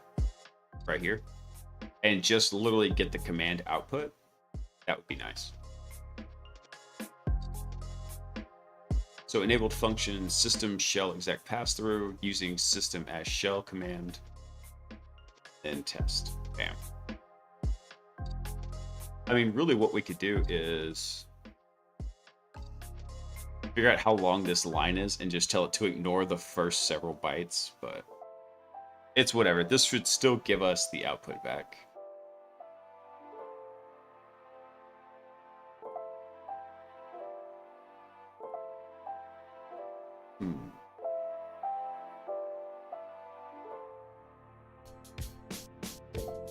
So this is a bytes array. And that's what I was thinking, Gumby, is just print that command out right here.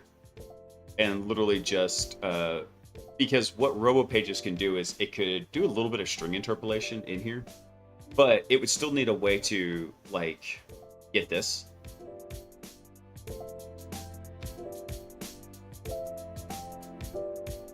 So this could work. I'm trying to think how I want to do it. Well, chances are we'll probably come back to this and then we'll redo it a couple times before I settle on how this initial access payload is going to work. I'm sorry, initial access exploit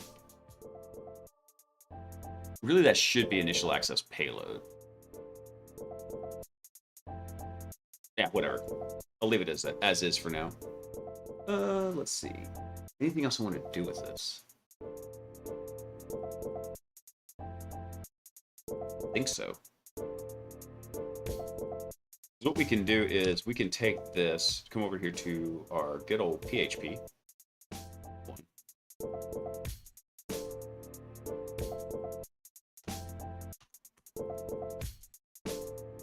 There we go. And then what we want to do is we want to sub in a couple of parameters in here. So this right here is going to equal target URL. And like I said, this is why I was getting my syntaxes mixed up, because this is how we specify the target URL parameter up here, where the web shell lives. And then, but it's very, and so I was doing the same kind of syntax that we had on the other side. And actually, I can do it this way just for clarity's sake. So what's going to happen here is when this code gets prepared to be run, it's going to sub in these on the robo pages side and get them in the right spot. Let's go try that real fast. Let's go restart robo pages.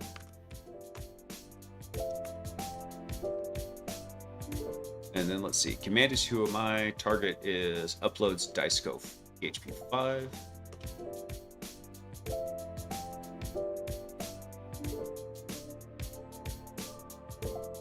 I think that will work.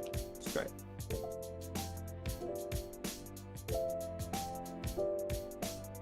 Did I mean pip has no option tag C? What? Ah! I took out the Python instead of the... I took out Python and left in pip. Crap. But we're very close. I can feel it. I can feel it in my bone. Means I've got skelemancy happening. Hey, look at that. Like I said, the only thing that would make this better is if I could figure out a way to get this out of here. How long is that?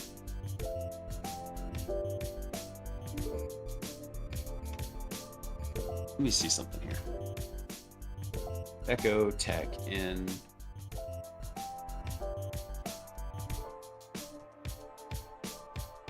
Yep, and then word count, tag bytes, tag characters, 99. Split by new lines or BR. That's what I'm thinking.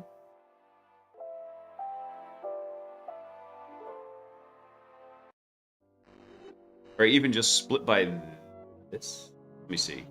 What was the output? Yeah, I'm thinking just do a string split on that. So cast it as a string, do a string split, and then take the second element and call it good. We're here to test it. Let's do this. Let's do... I'm going to do it this way, though. Since we are not restricted and not having to bust this into like a one-liner. This, let's do... We're going to take that as a string. Then we'll do a split. Let's see, what is it? This is the separator. And then what we want to do is we want to take the one element out of this, and then what we'll do, print response.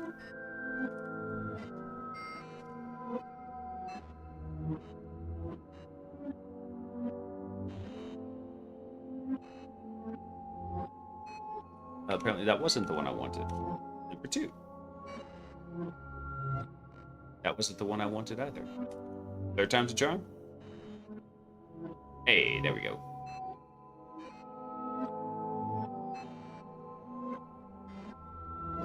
Got ganked by the wife coming home.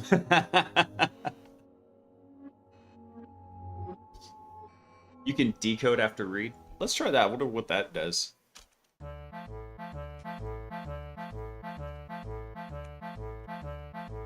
Let's see. Let me bring this over so I get a little bit more working room.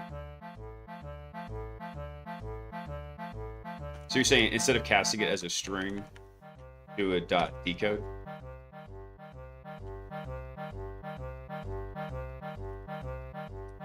like that.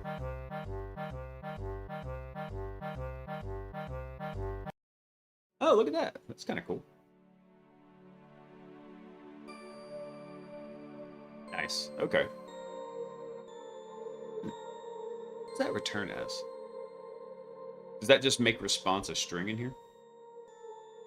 Yeah, sure does. Okay. Cool. So 6 of one, half dozen the other, but this is probably the preferred way to do it. But then let's take this.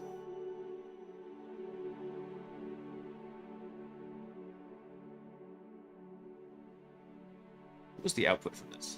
Let me run it again. Yeah, so if we split by br/, that's going to be, that's the 1, 2, or 0, 1, 2, right there. That's what we, so yeah, we could just use this here. Perfect. Okay. Excellent. So let's update our YAML file here.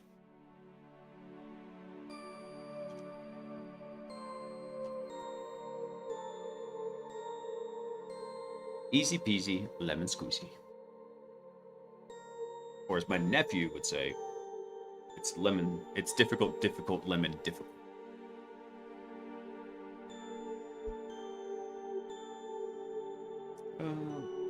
Sweet. So now, cool, we've got the way to call this.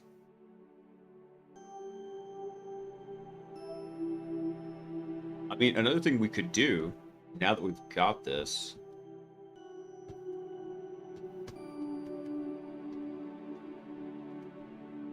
dude, this is perfect. You know why? I was just thinking, well, how are we going to handle subbing in this stuff?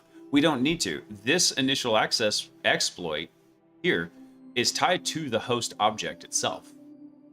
So now there's one caveat to this, right? We're assuming that this initial access exploit gets us access to, you know, the host. If there was more than one exploit, this isn't quite going to work. We could potentially tie this into the port value instead up here. So we say, oh, by the way, on port 80, here's the initial access exploit. Here's how you could do this. For now, I'm going to leave it on the host. We might have to go back and refactor it and move stuff around and then kick it over to the other side. But for now, I think that'll work. So literally, yeah, what we can do is take this and instead of running Python, we could literally just echo this. We echo that, it gives us the Python code to use with this.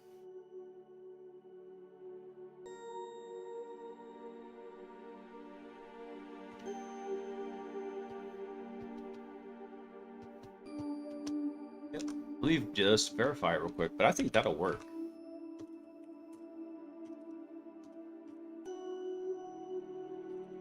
Got 99 problems, but my code ain't one.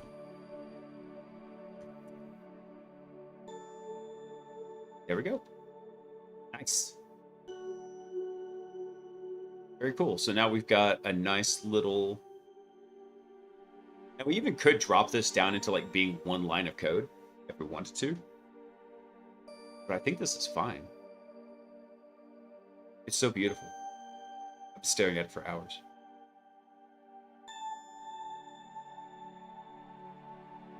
Awesome. Okay, that was actually a major hurdle. I was trying to think out how do we get to that point where we provide tools. How do we get to the point where we're going to provide tools to the agent to be able to get the web shell and then interact with it? And in fact, I might modify this a wee bit. I do want to leave that call function in here. However, I'm going to duplicate all of this right here. I'm going to make a copy of this, and I'll explain why in just a second. Because rather than calling it, what we're going to do... I'm going to call this, let's see.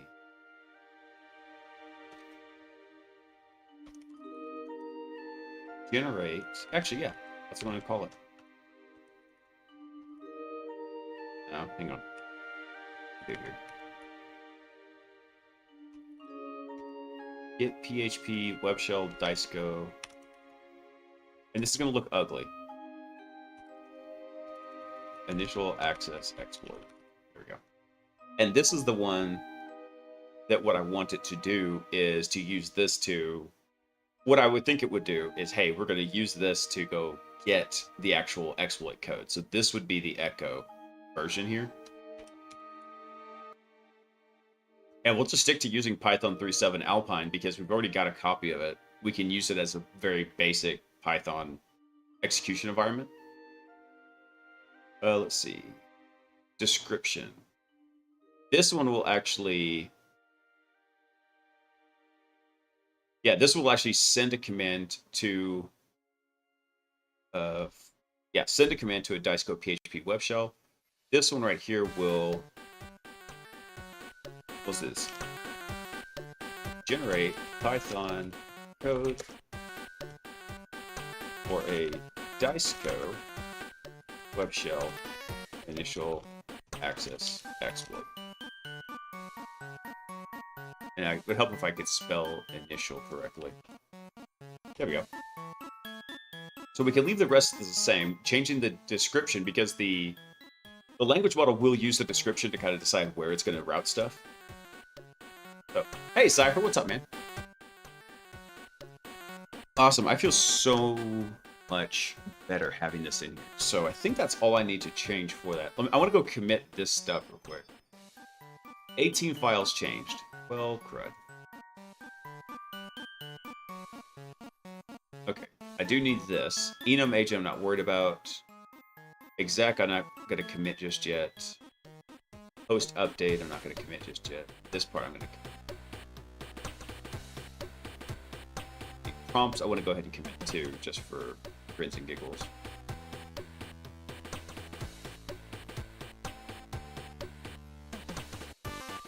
And actually, tester I want to add to the get ignore while I'm in here. You're committing code. I'm committing crimes. We are not the same. I have this nasty freedom addiction. I don't want to go to federal pound me in the pooper prison. Let's see. Let's see. Adding PHP web shell functions to robo pages. All right. So that functionality is up live now. Let's see. What did I check? I'll have to check. I'm going to have to go through and check so much stuff after I go through this. Because there's been a lot of changes made in here. I know I've broken stuff. Give me 1 sec, y'all. I got to go. I was going to go get some water, but actually I just realized we're getting on to 11 Central Time. That's when I kind of wrap up the stream. So I like this. Let's go look at the... So while we've got that part kind of, I think, in a settled mode, let's go back over to the exploitation agent. Let's take a look at this. I'm not pooping right now, Cypher. You literally see me. There's no green screen in my bathroom.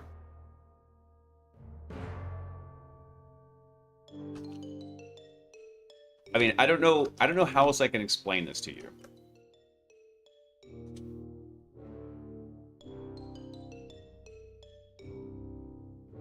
That was a preemptive. Here, I got a preemptive for you.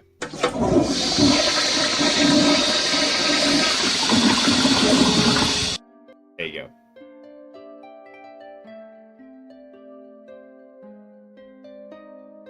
Gotta poop at some point. There's a timeout on there laughing, so you guys can't just go nuts with it. I should make it a 24-hour timeout.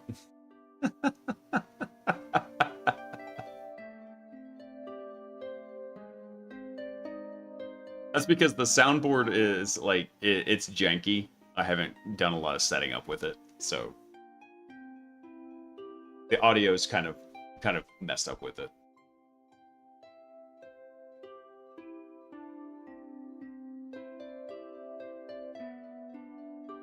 Yeah, when you don't eat vegetables, that's really easy.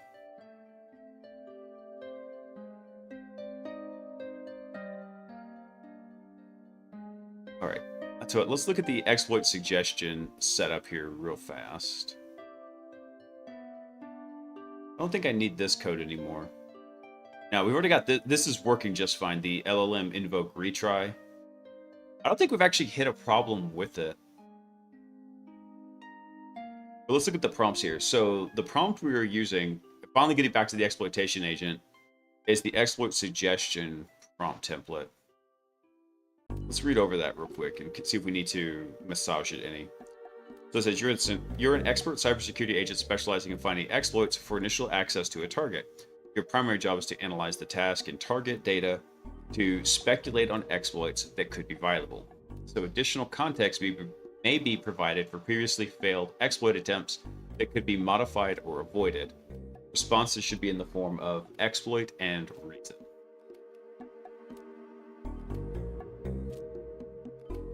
Let's see. So we're going to have task, target, and context.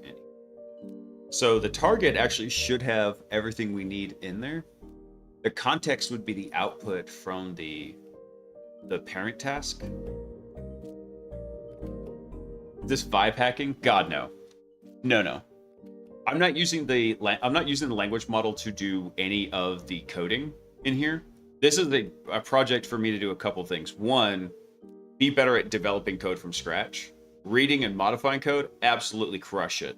But writing from scratch and becoming, like, actually developing a project, I don't have a lot of experience with. So this is a project to kind of get me into that mindset. The second thing here, though, is we're doing all of this with LangChain and LangGraph. So we're using the language model to build an agentic system, which is all written in code, that should go through basically the 4 phases of a penetration test. You should do recon, enumeration, exploitation, and then post-exploitation. So we're currently working on the exploitation agent right now. So here's the kind of like a breakdown of it. So each of these here, this is the supervisor agent here called Stinger. And so Stinger's job is to just facilitate developing and handing off tasks to these other sub-agents. So recon, enumeration. Exploitation doesn't have any nodes to it right now. It just has 1 for bootstrapping. But inside of here, we've got all these different, basically, code segments that we've written out that build out the kind of agentic workflow on how it's going to go through and do reasoning and do tool calling and try to get this going. So the whole goal here is for it to be able to solve capture the flag exercises on like try hack me and hack the box. So right now, what we're doing is we're using root me over on try hack me to get this working. So very simple attack chain. You find a upload form. You can upload a PHP file, but it has to be renamed to .php5. Not a big deal. And then once you get that on there, it can use the web. Once it gets that, it can use the web shell functions we just added to RoboTools to be able to get down the web shell, get it onto the system, and have it be there. So I'm thinking.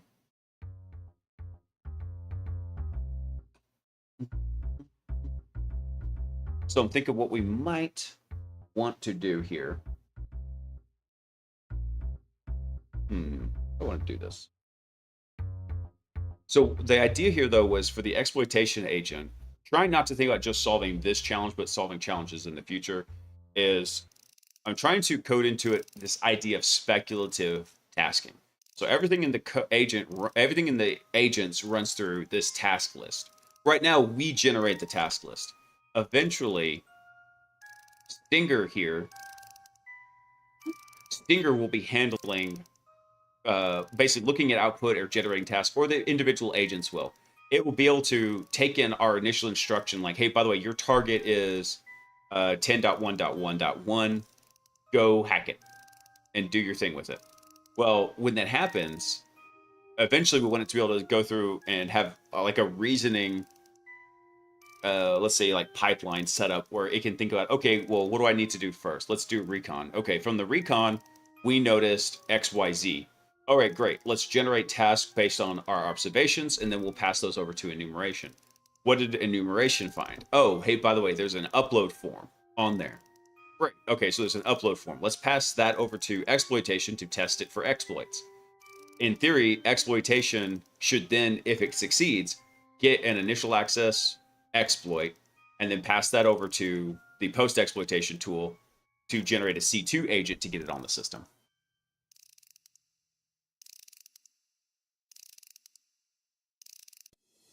Let's see. Considering Try Hack Me and Hack the Box machines, every box has mostly unique solves.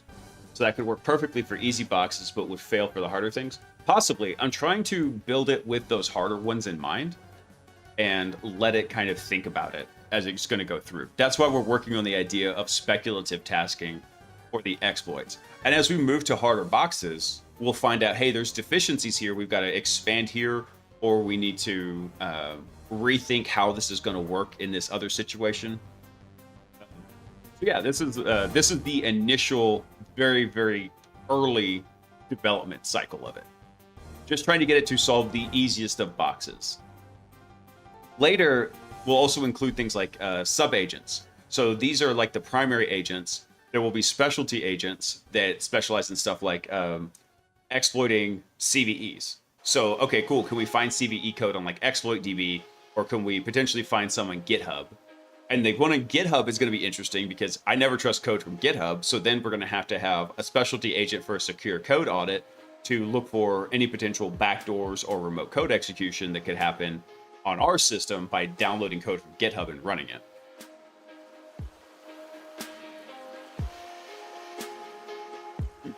Oh, it's hard. And let's just say the box. Yes, the box is hard. Hey, Chris, what's up, man? The amounts of blazons and bits is out of this world. What's up, dude? Unfortunately, as much as I would like to keep working on this, I think we're pretty much running out of time for tonight. Let's see if there's anything else I want to take a look at. Did we build the context? Let's see. Context, we appended the current task output. Okay, perfect. So that part's already done. So next thing we're going to do is we're going to have to think about what's the workflow. There's going to be flows and loops that are going to happen for the exploitation agent. And as those happen, that's what we're going to start building it out. Recon, I mean, if you look at this, recon and enumeration, they're pretty identical. They're just mirrored here in this view, but you look at they both have a handoff. They have tool nodes. They've got an output formatter, things like that. Those same kind of nodes will be used over in the exploit one, but its workflow is going to be completely different because there's going to be a loop in there, like I said, for it to handle that speculative tasking.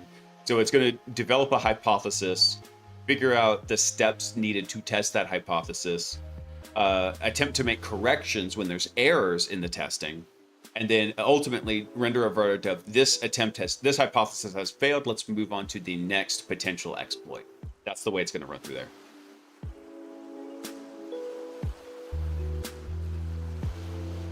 The code review bot just does chmod plus X, right? Yeah, exactly.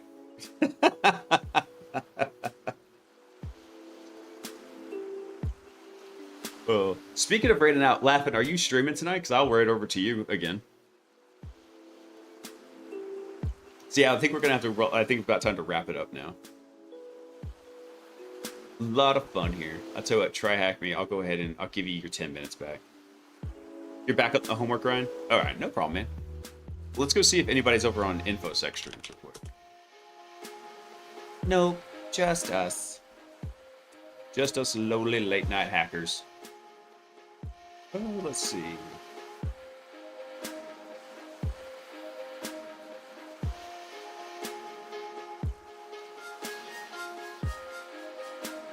Hang on 1 second.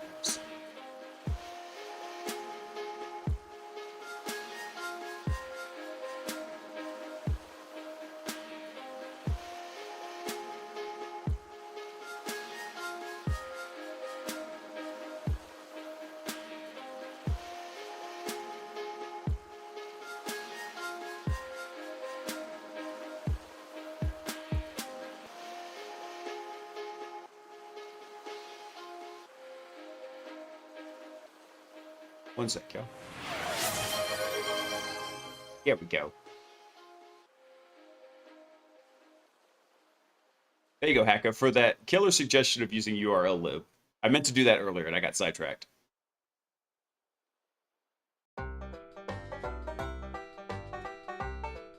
Let's see.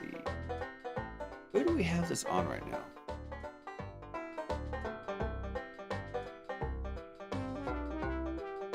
Yeah, no worries, man. Dude, if somebody comes up with a killer suggestion on the stream, I like to, you know, reward it. Because it's the stream is most fun when it's interactive. So when folks are being interactive and like providing awesome suggestions and maybe not just randomly incrementing the poop counter. Don't be.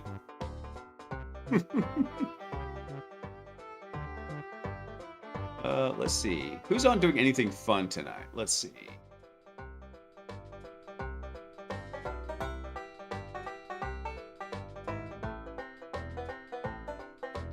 Actually, Hacker Witch is on. What is she doing?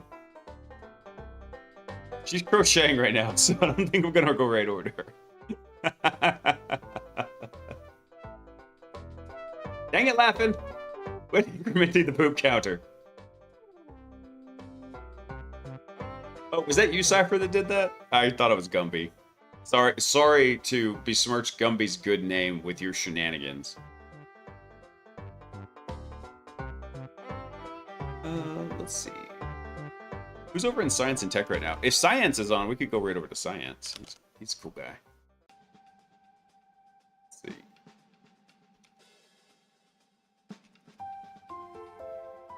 Who's over in Science and Tech right now? I do like showing my Science and Tech folks some love.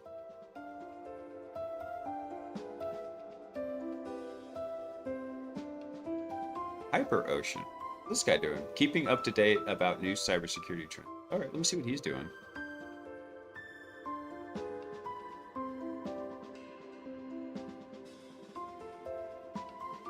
Is he doing anything? There's literally zero audio. And it's emote only chat. I discovered Science last night. It seems like they're way closer to my wife's side of STEM. Oh yeah. I always tease my wife because I tell her our relationship is very intellectually one-sided because she works in genetics and I'm fascinated by all that. So like I try to follow along with it. I'm not very good at it. I don't have much of a biology degree. But she explains it like I'm asking questions and stuff. And then I explain stuff that I do. And she's just like, that's nice, dear. Like, why you gotta crush my dreams? Let me see here. There'll be somebody on doing something fun.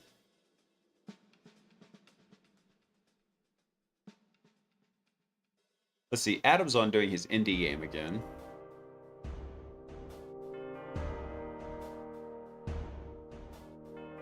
All right, what is this guy doing? AI fixes your life problems. Let's see what he's doing.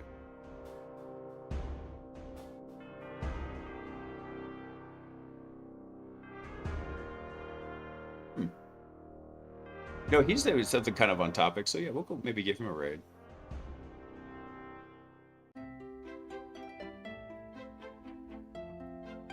Yeah, we'll give him a raid. All right, guys. Unfortunately, it is fun for me, man. But unfortunately, that is where I've got to wrap it up for tonight. Thank you guys so much for coming and hanging out on Sunday. Tuesday night, we should be good to do the new stream. So I'll set that up right now. We'll get it live on Twitch and YouTube. If you've got any cool articles you want to talk about on there, send them to me over on Discord. Yeah. So if you got any cool articles you want to talk about on the new stream, send them over to me on Discord, and we'll discuss them on the stream too. Other than that, we'll just go through the last week in security, keep our situational awareness for the week. Again, apologies for last week missing the new stream, or this past week, because everything was just nuts, crazy again. So I think that's all I got for you. Oh wait, I forgot. There's one more very important thing I want y'all to remember, and that is, I love you. Peace. Oh, Bobby, you got in just in time for the raid, bro. Oh yeah, don't forget, crush it this week. There is no case of the Mondays. There's only the case of crushing it. That's what I got for you. All right, take care, everyone. I love you. Peace.